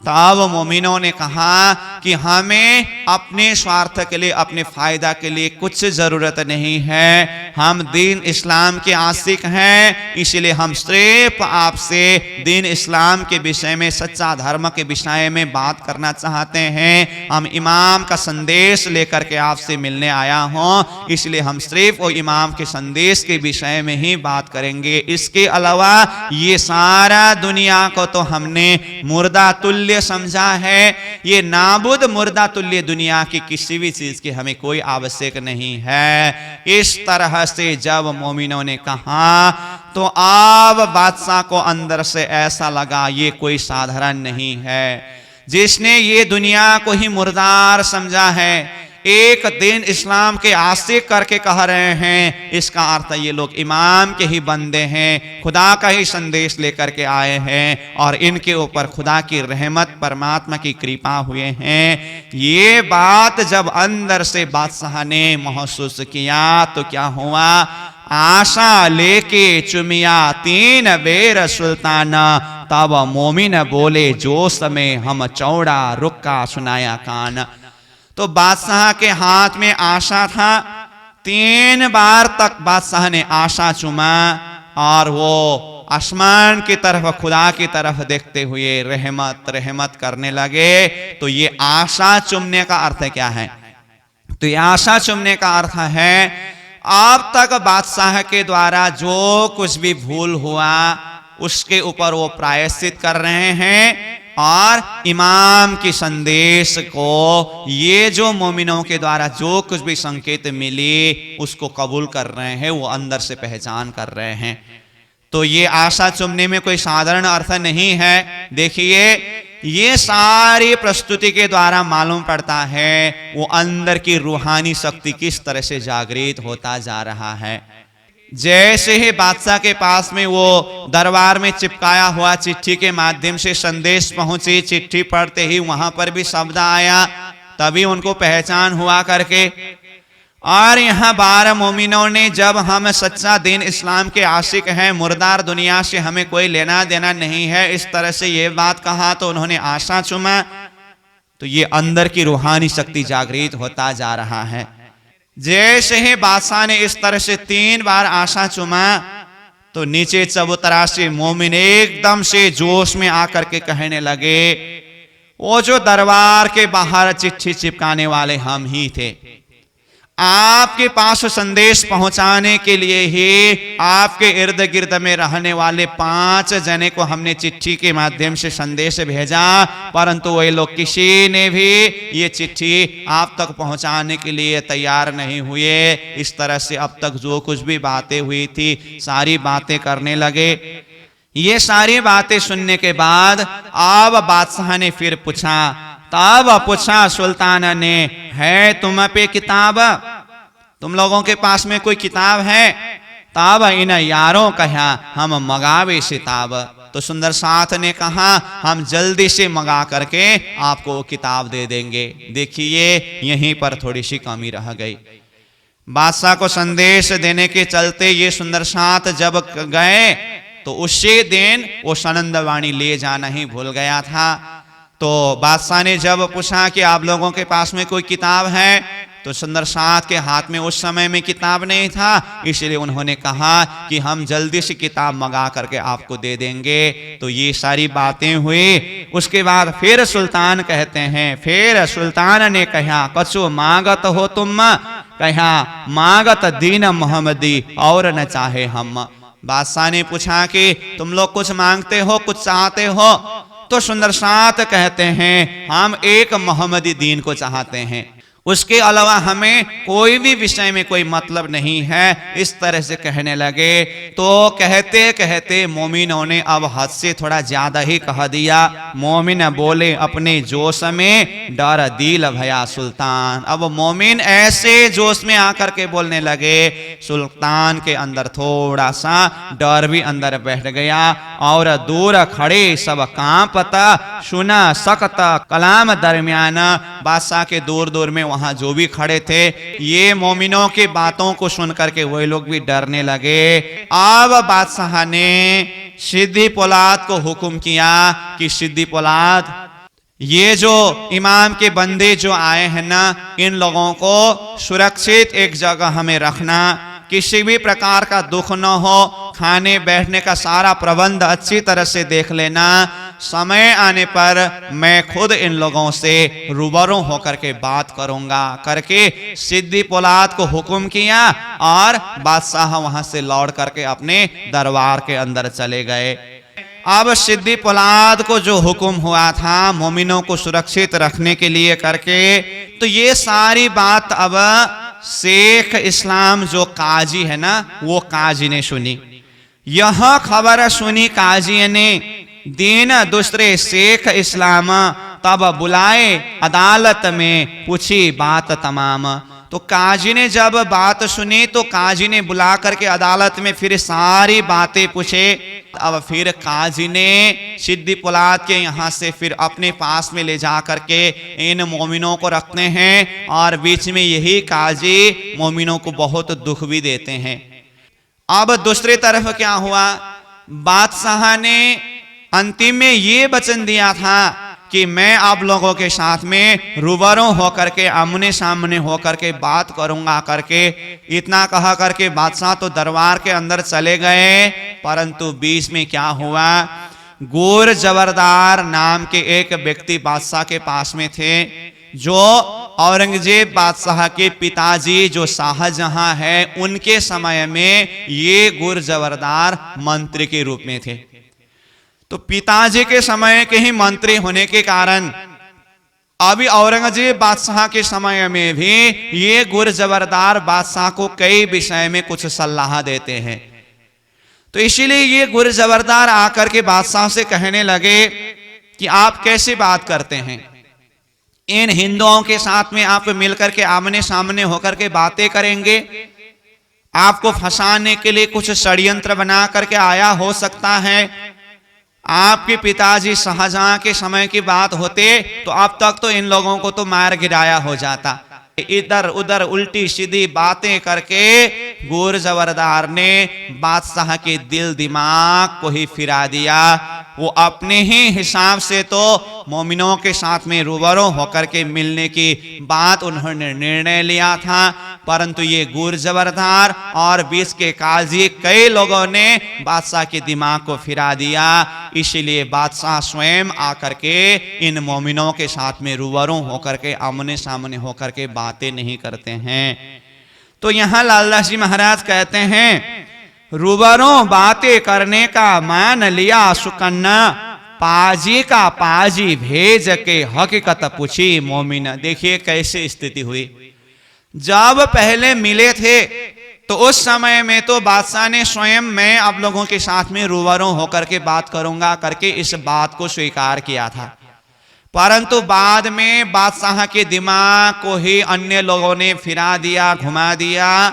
तो बादशाह स्वयं आकर के तो नहीं मिले, पाजी का भी पाजी तो वो आकर के मतलब बादशाह ने एक को हुक्म किया, उसने फिर दूसरे को हुक्म किया, तो उसको पाजी का पाजी करके कहा है। तो वो आकर के मोमिनों के साथ में बातें करते हैं। तब सुंदर साथ को लगने लगा कि बादशाह से मिलने की ख्वाहिश थी, बादशाह से मिलने की चाहत थी, परंतु अब बादशाह तो मिले नहीं और ये उनके सेवकों का भी सेवक को भेज करके इस तरह से हमारे साथ में बातें करवा रहे हैं। तो ये भी हो रही है। अब वो जो काजी ने अपने पास में ले जा करके रखा, तो बीच में इन मोमिनों को वो काजी ने बहुत ही दुख दिया है। वैसे बादशाह ने तो हुक्म किया था सिद्दी पोलाद को कि किसी भी तरह का दुख न हो, कष्ट न हो, सारे प्रबंध से सेवा करके सुरक्षित रखना करके, परंतु काजी ने बीच में स्वयं अपने मन मर्जी से इन मोमिनों को बहुत ही दुख दिया। इतना ज्यादा दुख दिया, पिटाई किया। ऐसी असह्य स्थिति को देखते हुए अब सुंदर साथ काजी से क्या कहने लगे, हे काजी, हमारे पैगंबर ने क्यों ये फरमान तुम हदीसा कुरान में यूं कहा, जो दीजे कसाला गुम। तो मोमिन कहने लगे काजी को कि हे काजी, हमारे पैगंबर ने कुरान हदीसा ग्रंथ में इसी तरह से फरमाया है, इसी तरह से कहा है कि खुदा का संदेश लेकर के, इमाम का पैगाम लेकर के आने वाले खुदा का बंदे, इमाम का बंदे को इस तरह से दुख देना, कष्ट देना करके हमारे पैगंबर ने, मोहम्मद साहिब ने कुरान में ऐसा ही कहा है। जब इस तरह से कहा तो सुन के काजी रोइया, हमारे पैगंबर कहा नाम, तब खलास करके लगाए नेक काम। जब मोमिनों ने हमारे पैगंबर ने शब्द प्रयोग किया तो ये बात को सुनकर के काजी टूक टूक हो गए, वो रोने लगा। तो अब ये दुख कष्ट देना छोड़ा और सहज अच्छा काम लगाते हैं। तो अब विचार करिए, अब तक यही जो काजी है मोमिनों को इतना दुख दे रहा था, पिटाई कर रहा था, जब इन सुंदर सात मोमिनों ने हमारे पैगंबर ने फरमान में, कुरान हदीसा में ऐसा ही कहा है करके कहा, तो ये सुन करके रोया, हमारा पैगंबर नाम लिया करके उनको अंदर से दुख लगा। इसका आशय क्या है? आप तक ये काजी यही सोच रहा है कि ये लोग हिंदू हैं। इस दृष्टि से इन सुंदर साथ को बहुत दुख दिया। जब हमारे पैगंबर ने शब्द प्रयोग किया तो अंदर से काजी को इतना झटका लगा, हाय मैंने तो इन लोगों को हिंदू समझ करके अभी तक इतना दुख देता रहा, परंतु ये लोग तो हमारा पैगंबर करके पैगंबर को अपना मानते हैं और जो फुरमान जो है मोहम्मद साहेब के द्वारा दिया हुआ कुरान इसको अपना मानते हैं। इसका मतलब अपने आप को जो खुदा का बंदे मानने वाले, पैगंबर के अनुयायी मानने वाले, इनको मैंने इस तरह से दुख दिया, उनको बहुत प्रायश्चित हुआ। उसके बाद फिर अच्छा काम में लगाते हैं। तो ये सारी बातें भी हुई। अब उसके पश्चात वो काजी मोमिनों से कुरान के विषय में चर्चा करवाते हैं। इन्ना इल्जुन्ना सूरत पूछे तिनके मायने, बताए दिए तिनको राजी हुआ जान अपने। तो वो काजी ने सुंदर साथ को इन्ना इल्जुन्ना सूरत का अर्थ पूछने लगा। तो सुंदर साथ ने उसका भी अर्थ खुलासा करके समझा दिया। तो वो खुश हो गए। इस तरह से फिर बहुत सारे प्रकरणों के जो ऊपर कुरान की जो आयतों के ऊपर चर्चा हो रही है, तो चर्चा कराते कराते उनको तो इतना मजा आने लगा, बस बार बार अब इस प्रकरण के ऊपर इस सूरत के अंदर चर्चा करो, इस सूरत के अंदर चर्चा करो, चर्चा करवाते ही रहते हैं और बात सुल्तान तक पहुंचाना ये तो होता ही नहीं। तो इस तरह से ये सारी बातें हो रही हैं। तो वहीं पर एक धर्मदा के खाता को देखने वाले एक व्यक्ति थे जो हिंदू थे, और उन्हें ये काजी ने मोमिनों को दिखाते हुए कहा, देखो तुम्हारे खिलके में कैसे कैसे जमात आए हैं, हिंदू जमात के हैं, परंतु ये लोग कुरान पढ़ते हैं और मोहम्मद को अपना मानते हैं। इस तरह से दिखाया तो वो तो वहां से ऐसे भाग गए कि धरती फट जाए तो भी मैं उसके अंदर चला जाता। हिंदू होकर के ऐसी कुरान को पढ़ना तो ये तो मेरे समझ की बस की बात नहीं है, ये देख करके भी मैं कैसे धरती में खड़ा हूं। इस तरह से वो तो वहां से भाग गए। तो इस तरह से और भी बहुत सारी बातें हुई। और उसी बीच में एक समय में उन काजी में से एक ने मोमिनों को क्या पूछा, सवाल एक शख्स से किया, तुमको एते दिन बीच दिन क्यों करी निमाज को लाए थे आकिन। तो मोमिनों को पूछा कि एक व्यक्ति ने, तुम लोगों को इतने दिनों से हम देख रहे हैं परंतु नमाज करते हुए हमने देखा नहीं। तुम लोग अपने आप को इमाम का बंदे, खुदा का बंदे मानते हो, दीन इस्लाम के आशिक मानते हो, परंतु नमाज करते हुए हमने कभी नहीं देखा, तुम लोग नमाज नहीं करते हो। इस तरह से पूछा। तो ये जो सुंदर साथ कहते हैं, तब जवाब मोमिनो दिया, हमारो निमाज कजा न होए, जो मतलब दुनिया वास्ते काम किया होए सोए। तब निमाज कजा होवे, जो हम पकड़े मुर्दार, हम वास्ते दीन इस्लाम के काम करे परवरदिगार। तब हमारी निमाज का कबहो ना होवे नुकसान, बैठे उठे चले बात करे, सो सब निमाज ही जाना। इस तरह से सुंदर साथ ने जवाब दिया कि हमारा नमाज का तो कोई हिसाब ही नहीं होता है। हमने कोई भी कार्य संसार के लिए किया होता तो हमारा नमाज का हिसाब होता। हमने जो कुछ भी किया सच्चा धर्म के लिए किया, खुदा के लिए किया, परमात्मा के लिए किया, इसीलिए हमारा उठना बैठना चलना फिरना श्वास भी हम लेते हैं तो ये भी हमारा नमाज होता है। इसलिए हमारा नमाज का कोई गणना नहीं है, हिसाब नहीं है। इस तरह से सुंदर साथ ने नमाज के विषय में भी स्पष्टीकरण देते हैं, जवाब देते हैं। तो कुरान हदीसों के विषय में, अलग अलग सूरत के विषय में बातें होती जा रही है। तो इस तरह से सारी समय निकलता गया, परंतु एक ही बात है, बादशाह से मिलकर के जो बात करनी थी ये बात हो नहीं पा रहा है। तो इस तरह से चलते चलते मोमिनों का इधर समय गुजरता जा रहा है। अब उधर महमती प्राणीनाथ जी को ये सारी बातों की खबर मिली। मुलाकात सुल्तान की सुनी श्री राज ने जब, कानजी पहुंचिया उसी दिन बहुत गुस्से हुए तब। महामती प्राणीनाथ जी ने जब 12 मोमिनों के विषय की सारी बातें पता किया तो ये जानकारी मिली कि मोमिनों ने बादशाह के साथ में मुलाकात किया और बादशाह ने रूबरू होकर के बात करने के लिए कबूल किया था, परंतु अभी तक बीच में मुलाकात होकर के रूबरू होकर के बात करने का ऐसा प्रबंध नहीं करा रहे हैं।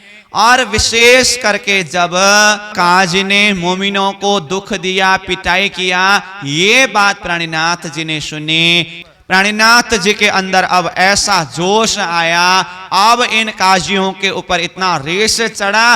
अब प्राणीनाथ जी ने कुरान हदीसा ग्रंथों के अंदर जहां कहीं भी खुदा के बात को ठुकराने वाले और खुदा के संदेश को लेकर के जाने वाले जो खुदा के बंदे हैं, उनको दुख देने वाले, कष्ट देने वाले लोगों के ऊपर गुनाह और लानत के विषय में कहां कहां क्या क्या कहा है, एक एक सूरत को खोल खोल करके ये सारी बातों को जाहिर कर देते हैं कि कुरान के अंदर, हदीसों के अंदर खुदा की बात को ठुकराने वाले और खुदा के बंदे को दुख देने वालों के ऊपर जो भी गुनाह और लानत कहा है, वास्तव में इन लोगों के ऊपर ही है।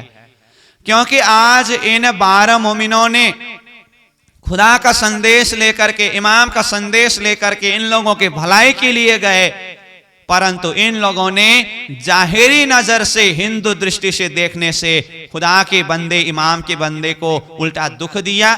जितने भी लानत और गुनाह के विषय में कहा है, ये इन लोगों के लिए ही कहा है। तो इस तरह से ये सारी बातों को प्राणीनाथ जी जाहिर कर देते हैं। और इसी प्रसंग में कुरान हदीसा में एक प्रसंग ये लानत और गुनाह के विषय में कहा है कि खुदा के पास में वो भिस्ता में अजाजिल नाम के फरिश्ता रहते थे और अजाजिल फरिश्ता को खुदा ने पहले ही यह हुक्म किया था कि मेरे आज्ञा को पालन करते रहना।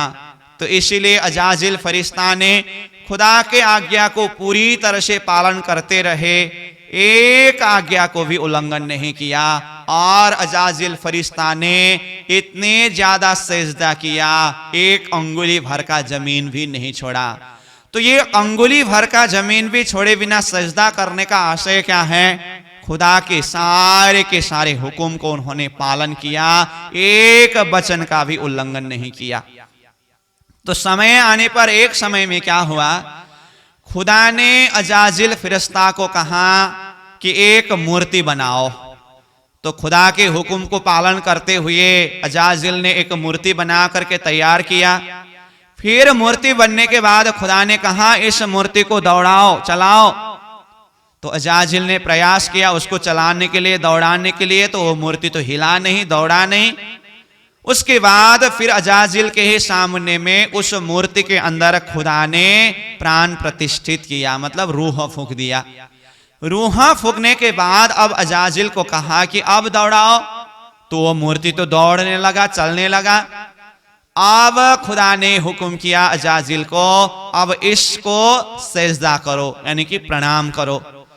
तो उस समय में अजाजिल ने सोचा ये कैसे हो सकता है, अभी मैंने बनाया हुआ मूर्ति को अब मैं स्वयं प्रणाम करूं, ये मेरे द्वारा नहीं हो सकता है। तो इस तरह से उसको प्रणाम नहीं किया। तो यहीं पर अब खुदा का आदेश अजाजिल के द्वारा ठुकराया गया। अब क्या हुआ, अजाजिल को खुदा ने बिस्तर से निकाल दिया। क्यों? खुदा ने उसको प्रणाम करो करके कहा था, परंतु अजाजिल ने प्रणाम नहीं किया। तो यहां क्या हुआ, अजाजिल को यह घमंड हुआ कि मैंने ही बनाया हुआ मूर्ति को मैं कैसे प्रणाम करूं, इसलिए उन्होंने प्रणाम नहीं किया।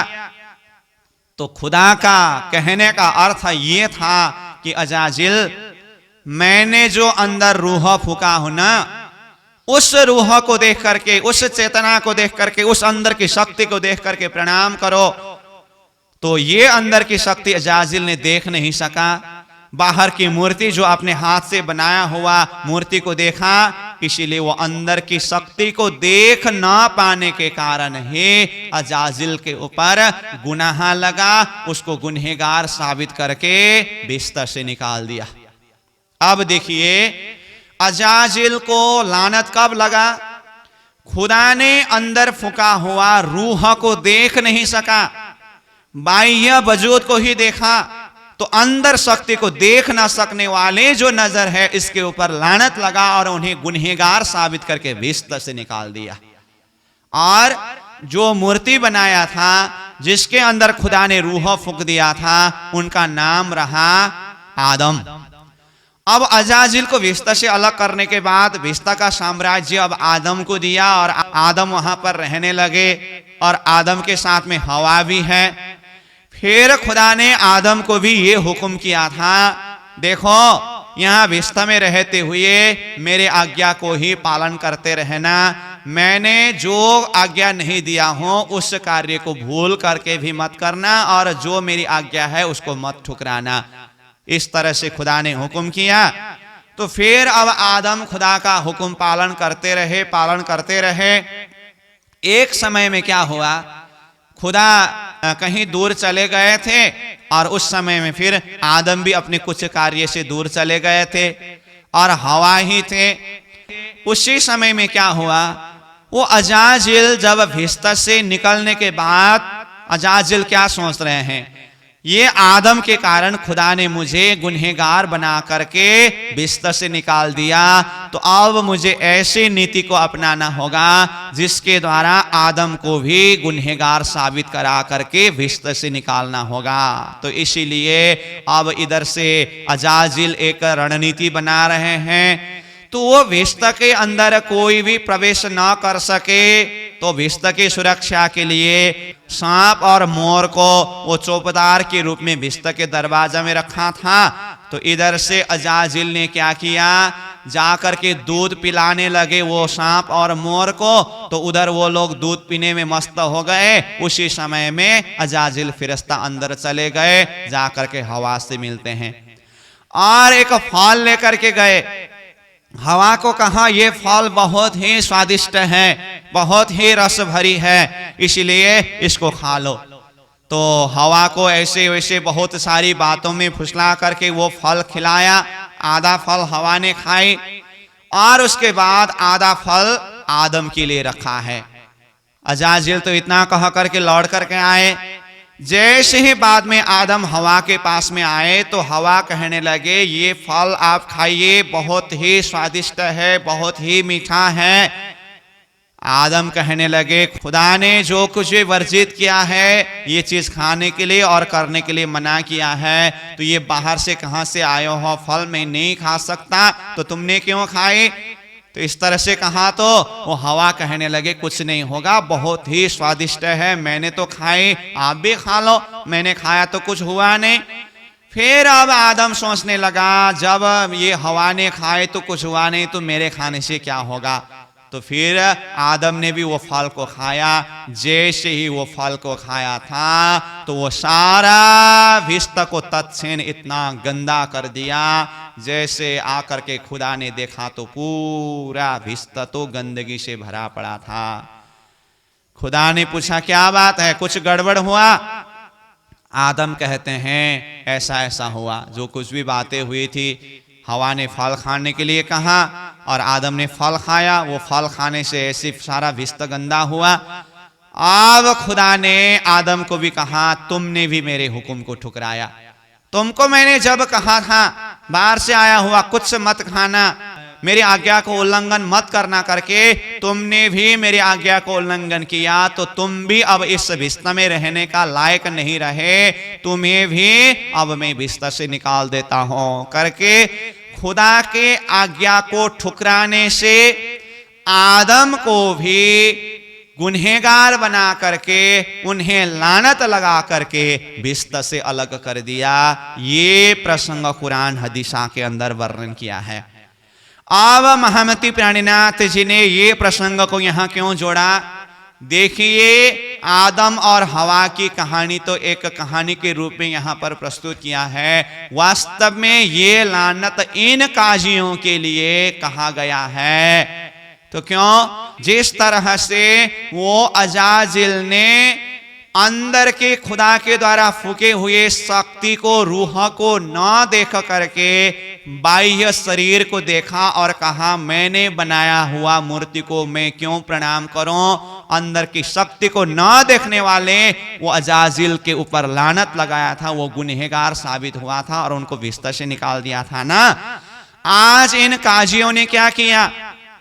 अंदर की शक्ति तो नहीं देख सका इन मोमिनों के ऊपर, बस बाह्य आवरण को देख करके ये लोग हिंदू है, ये है, वो है करके जाहिरी नजर से देख करके इन मोमिनों को इस तरह से दुख दिया और अंदर की शक्ति को नहीं पहचान कर सका।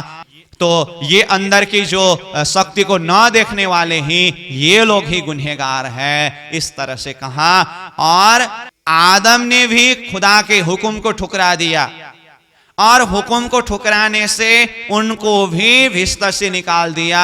इसी तरह से आज इन 12 मोमिनों के माध्यम से खुदा का संदेश, इमाम का संदेश, पैगंबर का संदेश इन काजियों के पास में, बादशाह के पास में भेजा गया है। और इन सुंदर साथ ने, मोमिनों ने खुदा का संदेश लेकर के गए। इन लोगों के दिल के आंख अंधे होने के कारण वो खुदा के संदेश को देख नहीं सका, सुन नहीं सका। इनके दिल के कान में मोहर लगने के कारण और आंख में अंधा होने के कारण खुदा के संदेश को सुन नहीं सका, समझ नहीं सका और वो संदेश को ठुकरा रहे हैं। इसलिए ये लोग ही गुनहगार का पात्र है और लानत के पात्र है। तो खुदा ने अजाजिल और आदम को जिस तरह से बिस्तर से निकाल दिया, अब इन लोगों को भी खुदा के बिस्तर से खुदा ने रद्द कर दिया और ये लोग कुछ काम के नहीं रहे। इस तरह से पूरा और भी कई प्रसंग जहां पर लानत और गुनाह के विषय में कहा है, इन लोगों के ऊपर ही ये सारी बातों को यहां पर घटा करके प्राणनाथ जी ने जाहिर किया है। और ये सारी बात को भी लालदास जी महाराज यहां पर व्यक्त करते हैं। फिर अब प्राणनाथ जी ने विचार किया, सच्चा इमाम का संदेश, धर्म का संदेश लेकर के गए हुए इन सुंदर साथ को काजी ने बहुत ही दुख दिया। तो अब इन सुंदर साथ को कुछ सांत्वना भी देनी पड़ेगी। इस तरह से विचार करके प्राणनाथ जी अब स्वयं अपने हाथ से 12 मोमिनों के नाम पर चिट्ठी लिखते हैं, जिसे यहाँ पर बड़ी पत्री करके यहाँ चिट्ठी का उल्लेख किया है। फिर ये बड़ी पत्री का प्रसंग पूरे होने के बाद फिर दूसरी पत्री, जिसको छोटी पत्री के नाम से लिखा गया है। तो स्वयं प्राणनाथ जी ने 2 चिट्ठी लिख करके 12 जने सुंदर साथ के यहाँ भेजा है कि ऐसी परिस्थिति में सुंदर साथ को कुछ आत्मा बल देना होगा और कुछ सांत्वना भी देना होगा। अब प्राणनाथ जी 12 मोमिन के नाम पर चिट्ठी किस तरह से लिखते हैं? मेरे प्राण के प्रीतम साथ, मेरे सिरदार, आत्म के आधार हो, जीव के जीवन उस्तवार। देखिए कैसे शब्द से प्राणनाथ जी इन सुंदर साथ के लिए संबोधन करते हैं। हे सुंदर साथ जी, आप लोग मेरे प्राण के प्रीतम हो, सुंदर साथ में सिरदार हो, मेरे आत्म के आधार हो, मेरे जीवन के जीवन उस्तवार हो, मेरे प्रेम भिने श्री साथ जी, मेरे साचे सुरधीरा, पांव धरा दिखावता रूहों को, तुम बैठे हो हक के तीरा। मेरे प्रेम भीगे श्री साथ जी। हे सुंदर साथ जी, आप लोग प्रेम में भीगे हुए हो और आप लोग सच्चा सुरवीर सुंदर साथ हो। सच्चा धर्म के मार्ग में आप लोगों ने अपने कदम को रख करके दिखाया। इस तरह से बहुत सारी भाव भरी शब्दों के द्वारा सुंदर साथ को संबोधन करके चिट्ठी लिखते हैं। जिन लज्जा बैराट बांधिया, तीन लज्जा दिया सिर भान, सब साथ को शिर ऊंचा किया, सो हुए तुम्हें पहचान। आज संसार के लोग जिस मर्यादा में, जिस लज्जा में रह रहे हैं, उस लज्जा का सिर ही उड़ा दिया, भान दिया, दूर कर दिया। सच्चा धर्म के लिए आप लोगों ने अपने में कोई स्वार्थ रखे बिना इस तरह से कुर्बानी दिखाई और ये सारे सुंदर साथ सारे आत्माओं के शेर को खड़ा किया। आप लोग 12 जने हो परंतु 12,000 के प्रतीक हो। एक एक के अंदर हजार हजार के बल आप लोगों में है। आज 12 जने हो आप लोगों के ही यही सच्चा बल के द्वारा और धर्म के प्रति की कुर्बानी के द्वारा ही 12,000 मिलेंगे। इस तरह से प्राणीनाथ जी बहुत भाव भरी शब्दों से संबोधन करते हैं। इंद्रावती की वासना में लिखी प्रणाम कोटान कोट, अविधारियो तिनको लीजो धनी की वोट। मैं इंद्रावती की वासना हे सुंदर साह जी आप लोगों को कोटान कोट प्रणाम करता हूं, मेरी प्रणाम स्वीकार करिए। देखिए स्वयं इंद्रावती आत्मा महामती प्राणीनाथ जी किस दर्जा में रह करके सुंदर साथ को किस दर्जा में रख करके संबोधन कर रहे हैं। अब विचार करें इन 12 मोमिनों की महिमा। जब स्वयं महामती प्राणीनाथ जी इन शब्दों के द्वारा संबोधन करके चिट्ठी लिख रहे हैं तो इनकी महिमा हम किस शब्द के द्वारा जाहिर कर सकते हैं। सच्चा धर्म का संदेश पहुंचाने के लिए इन 12 मोमिनों ने अपना भेष परिवर्तन करके गए हैं। जब बादशाह से मिलने गए ना, मुसलमान भेष को धारण करके गए हैं। जिस लज्जा में ब्रह्मांड बंधे हुए हैं उस लज्जा का शेर छेदन कर दिया। सच्चा धर्म के प्रति इस तरह से कुर्बानी जताई तो अब सुंदर साथ को सांत्वना देते हुए कहते हैं, हे सुंदर साथ जी आप लोग ऐसे सुरवीर हो, सच्चा धर्म मार्ग में आप लोगों ने अपना कदम धर करके दिखाया। ये ब्रह्मांड के बीच में आप लोगों की यश सदा सदा रहेगा और वहां पर जो भी कार्य करना है बिल्कुल सावधानी के साथ में काम करना।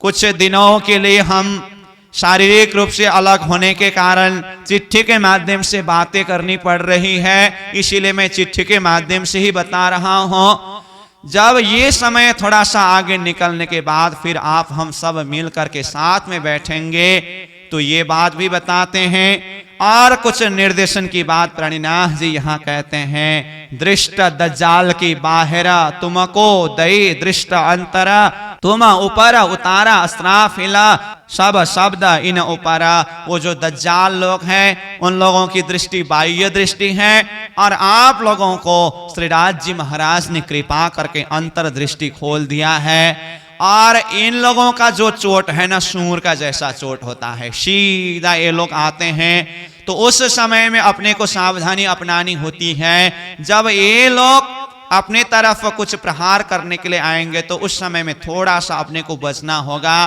फिर उसके बाद पीछे तरफ से अपनी तरफ से प्रयास करके इन लोगों के ऊपर ही वो चोट मारना होगा। इस तरह से भी बताते हैं। फिर अब आगे कार्य करते समय किस तरह से कार्य करना, आप लोग एक आपस में बहुत ही आदर और भाव के साथ में मिल करके बैठना। कोई भी काम करते समय अकेले बुद्धि के द्वारा काम मत करना, आपस में सलाह करके ही काम करना। और कोई भी कार्य का निर्णय लेते समय जल्दीबाजी में निर्णय लेकर के काम मत करना, सावधानी के साथ में धीरज से सोच समझ करके काम करना। और वो लोग आप लोगों को कुछ मांगने के लिए कहेंगे तो कुरान को पढ़ाने वाले कोई योग्य व्यक्ति तो हमारे समक्ष में उपस्थित कराइए, वो हमें कुरान का तालीम दे, ऐसा प्रबंध करिए करके कहना। खाने के लिए पेट माफक खाना और खाने के लिए उन लोगों से कहना, कुछ मांगने के लिए कहते समय धर्म के नाम पर अलग किया हुआ धर्मदा के खाता के नाम से जो रकम को अलग करके हमें खाने का प्रबंध करना, इस तरह से कहना। और जो कुछ भी है उन लोगों के पसंद के हिसाब से बातें करना, क्योंकि अभी इन लोगों का समय है ना, अभी इन लोगों के पास में बाघ के जैसे शेर के जैसे बाल है और हमारे पास में बकरी का जैसा बाल है, इसीलिए हमें अभी सावधानी से काम करना होगा। समय आने पर हमारे अंदर जब शेर का जैसा बल होगा ना, उस समय में फिर इन लोगों का कुछ नहीं चलेगा। बहुत सारी बातें समझाते हैं और आप लोग एक आपस में बहुत ही आदर भाव के साथ में बातें करना। और वही लोग शेर की तरह ऐसे गर्जना भरी शोर से आप लोगों को धमकी दे करके भी ऐसे ऐसे प्रस्तुति से भी बुला सकते हैं, परंतु आप लोग बिल्कुल एक बालक की तरह नरमता के साथ में बातें करना। इस तरह से बहुत सारी बातें महामती प्राणीनाथ जी ने ये चिट्ठी के माध्यम से समझाए हैं। इसके अंदर तो इतनी ज्यादा ज्ञान की बातें भी है और भाव की बातें भी हैं। इसको तो हम एक एक चौपाई चौपाई को जब अध्ययन करेंगे तब ये सारी भाव को हम कुछ समझ सकते हैं। और इसी के अंदर प्राणीनाथ जी ये भाव को भी दर्शाते हैं कि हे सुंदर सास जी, आप लोगों के मन में कभी यह संदेह हो सकता है कि हम सकुमार की वासना को जगाने के लिए ये सब मेहनत कर रहे हैं, परंतु कार्य क्यों जल्दी से सिद्ध नहीं होता है। ऐसा भी आप लोगों को लग सकता है, परंतु ये इतना साधारण कार्य नहीं है जो जल्दीबाजी में हो जाए। ये बहुत ही गहन कार्य है, बहुत ही महत्वपूर्ण कार्य है। होगा जरूर, परंतु कुछ समय लग सकता है। तो अब औरंगजेब बादशाह के जागने के लिए कुछ समय लगने के लिए स्वयं प्राणीनाथ जी अपने ही जीवन यात्रा की उदाहरण देकर के समझाते हैं कि देखिए सुंदर सास जी, मैं अपनी जागने को याद करता हूं कि मैं एक मंत्री घराने के अंदर होने के कारण मेरे घर के अंदर भी ये तारतम प्रवेश होने के लिए 9 साल तक लगा था। हम आगे बीतक के प्रसंग में श्रवण करके आए ना, गांगजी भाई के घर में सतगुरु महाराज के द्वारा जागरण लीला हो रही थी। तो अजबाई ने मेघबाई को ये सारी बातें सुनाते सुनाते 9 साल का समय व्यतीत हुआ। तब तक मेघबाई ने ये बात ध्यान दिया ही नहीं। जब 9 साल का समय व्यतीत होने पर गोवर्धन भाई को कहा कि गोवर्धन जी जा करके वो बात पता करके आओ करके कहा। तब पद्मा गई, फिर आकर के घर में बातें की और उसके बाद फिर गोवर्धन भाई गए और आकर के बातें करने लगे। उस सूत्र के द्वारा मैं भी सदगुरु के चरण में पहुंचा। तो मुझे भी सदगुरु के चरण में पहुंचने के लिए 9 साल लगा हुआ है, उसके लिए मैं स्वयं प्रत्यक्ष प्रमाण हूं। अब विचार करिए, मैं एक जामनगर राज्य के मंत्री घराने के अंदर आने से तो मुझे तो सदगुरु के चरण में पहुंचने में 9 साल लगा, तो औरंगजेब बादशाह तो कोई साधारण नहीं है ना। तो उनकी जागनी इतना जल्दी से हो तो ये भी कुछ सोचनीय बात है। इसलिए आप लोग ये कभी मत सोचना कि काम क्यों जल्दी से नहीं हो रहा है, तो कुछ समय जरूर लगेगा, कुछ मेहनत करनी जरूर होगी। तो इस तरह से ये बात भी प्राणीनाथ जी यहाँ पर समझाते हैं। और कार्य करते समय धैर्यता और सावधानी के विषय में कहां तक होश संभालना होगा, इसके लिए प्राणीनाथ जी स्वयं अपनी बीतक को याद दिलाते हुए कहते हैं, देखिए सुंदर सास जी, जब मैं जूनागढ़ गया, जूनागढ़ में हरजी व्यास जी के साथ में जो धर्म चर्चा हुआ, मैंने उस समय में अपने आप को किस तरह से प्रस्तुत किया। 1 महीने तक तो मैं स्वयं छोटा बनकर के नीचा आसन में बैठा रहा ना। हरजी व्यास जी को बड़ा बना करके ऊंची आसन में रखा, परंतु समय आने पर फिर मैंने किस तरह से हरजी व्यास जी के अहंकार को चूर कर दिया और शास्त्रों के रहस्य को सारा खुलासा कर दिया। तो स्वयं प्राणीनाथ जी अपने ही जीवन दर्शन का उदाहरण देकर के समझाते हैं। इसलिए कार्य करते समय बहुत सावधानी के साथ में अपने आप को छोटा बना करके, नरम बना करके, विनम्रता के साथ में काम करना होगा। और समय आने पर फिर स्वयं श्री राज जी महाराज हमें वो उच्च दर्जा देंगे। ऐसी बहुत सारी बातें चिट्ठी के माध्यम से समेट करके सुंदर साथ को संबोधन करते हुए लिखते हैं। बहुत सारी भाव इसके अंदर है। ये बड़ी पत्र के नाम से जाने जाते हैं। फिर इस तरह से बड़ी पत्र तैयार हो गई तो जगह जगह से फिर सुंदर साथ का संदेश भी प्राणीनाथ जी के पास में आने लगा कि जो बादशाह को संदेश देने के लिए गए हुए 12 मोमिनों की स्थिति क्या है, कैसे हैं, इस विषय में सुंदर साथ जानकारी भी लेने चाहते हैं और सुंदर साथ भी अपनी तरफ से शुभ भाव व्यक्त कर रहे हैं। तो फिर विचार किया सुंदर साथ की तरफ की बात को भी मुझे इन 12 मोमिनों को जानकारी देनी होगी करके एक चिट्ठी तो लिख करके तैयार हो ही चुका था।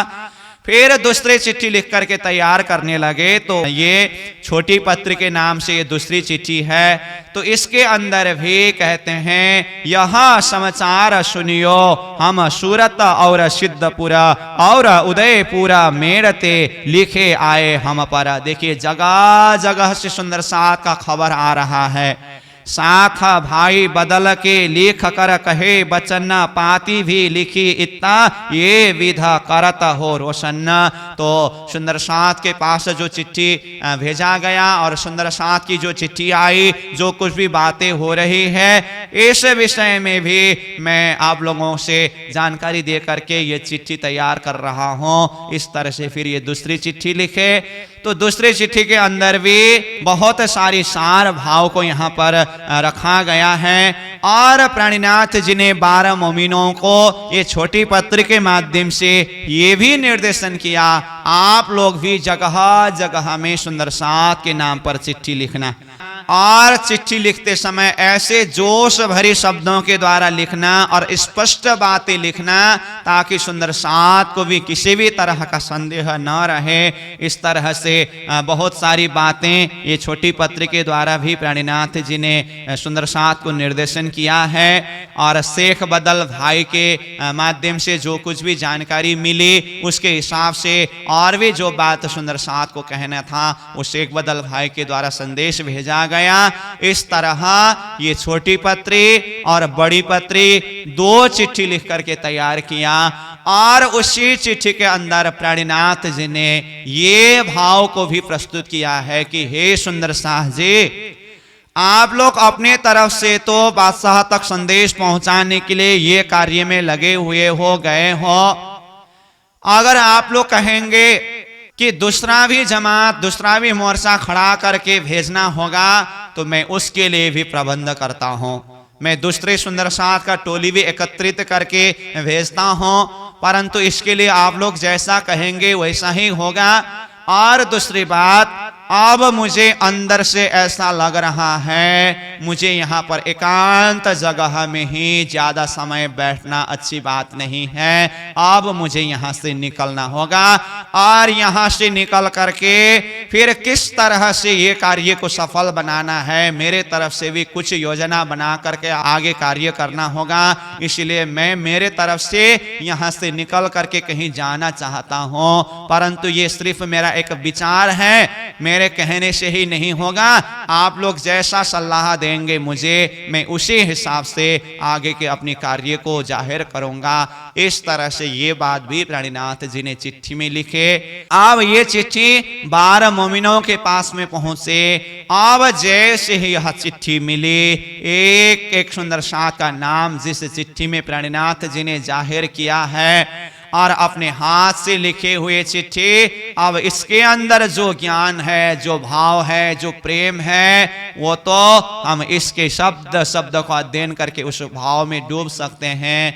ऐसे साधारण हिसाब से देखें तब भी हम विचार करें, महामती प्राणीनाथ जी स्वयं अक्षरातीत धाम धनी स्वरूप, जिन्होंने स्वयं अपने हाथ से ये चिट्ठी लिख करके सुंदर साथ को ऐसे ही सांत्वना का वचन और आगे के लिए हर एक बातों के एक मार्ग निर्देशन दे करके चिट्ठी लिखे, तो सुंदर साथ को कितना आनंद आया। सारे सुंदर साथ ने मिल करके जब ये चिट्ठी पढ़े, वही लोग बहुत ही हर्षित है, बहुत ही आनंदित है। बीच में जो कुछ भी दुख सुख की स्थिति को सामना करना पड़ा, इससे भी कोई परवाह नहीं है, कोई मतलब नहीं है। तो इस तरह से सुंदर साथ भी आनंदित है। अब महामती प्राणीनाथ जी उधर विचार कर रहे हैं कि अब मुझे यहाँ से निकलना होगा। उन्होंने चिट्ठी में तो सिर्फ इतना ही लिखा था कि मुझे यहाँ से से निकलने का विचार हो रहा है, परंतु आप लोग इसमें क्या सलाह देंगे करके जैसे चिट्ठी भेजा, अंदर से प्राणीनाथ जी को लगा अब मुझे यहाँ कामा पहाड़ी एक ही जगह में ज्यादा समय रहना अच्छा नहीं है, अब मुझे बाहर निकल करके जाहिर होकर के कुछ करना होगा, ऐसा सोच बना करके अब वहां से निकलने की तैयारी भी करते हैं। तो आज के प्रसंग को हम यहीं पर विश्राम देंगे।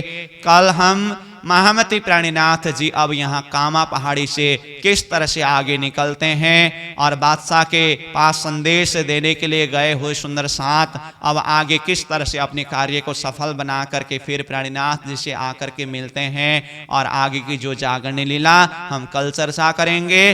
तो आज का प्रसंग में हमने दिल्ली के जागरण के प्रसंग में बादशाह तक संदेश पहुंचाने के लिए बादशाह के इर्द गिर्द के 5 जने लोगों के नाम पर चिट्ठी लिख करके कांजी भाई जी के द्वारा चिट्ठी पहुंचाने का कार्य हुआ।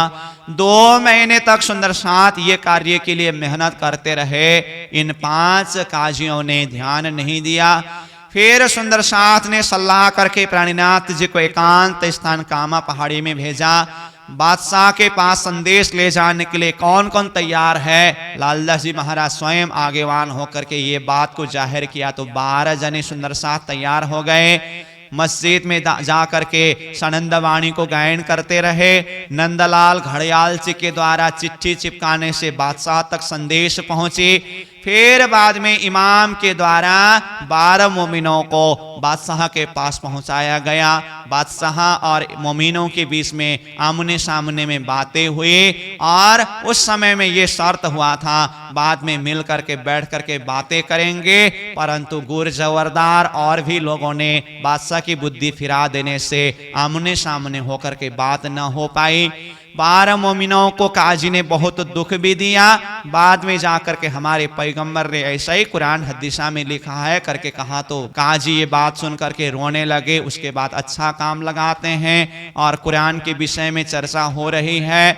जब प्राणीनाथ जी को पता चला 12 मोमिनों को काजी ने दुख दिया करके, तो खुदा ने लानत और गुनाह के लिए जो कुछ भी बातें कुरान हदीसा में लिखा है ये सारी बातों को जाहिर करके इन लोगों के ऊपर ही लानत और गुनाह लगा है, इस बात को भी सिद्ध कर दिया।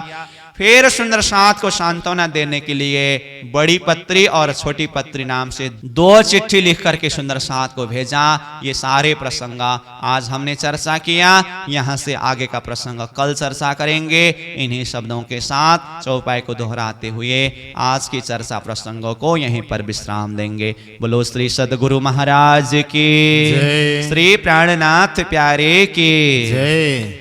महामती कहे ए मोमिनो, महामती कहे ए मोमिनो, ए पाती की हकीकत, ए पाती की हकीकत, अब मुकदमा कहो, अब मुकदमा कहूँ, हरदा रोज क्यामत, हरदा रोज क्यामत, हरदा रोज क्यामत, हरदा रोज क्यामत। बोलो श्री कृष्ण कन्हैया लाल की जय। सतगुरु महाराज की जय। श्री प्राणनाथ प्यारे की जय। महारानी बाईजुराज की जय। महाराज छत्रसाल की जय। स्वामी श्री लालदास जी महाराज की जय। तीनों पुरी धाम की जय। समस्त सुंदर साथ की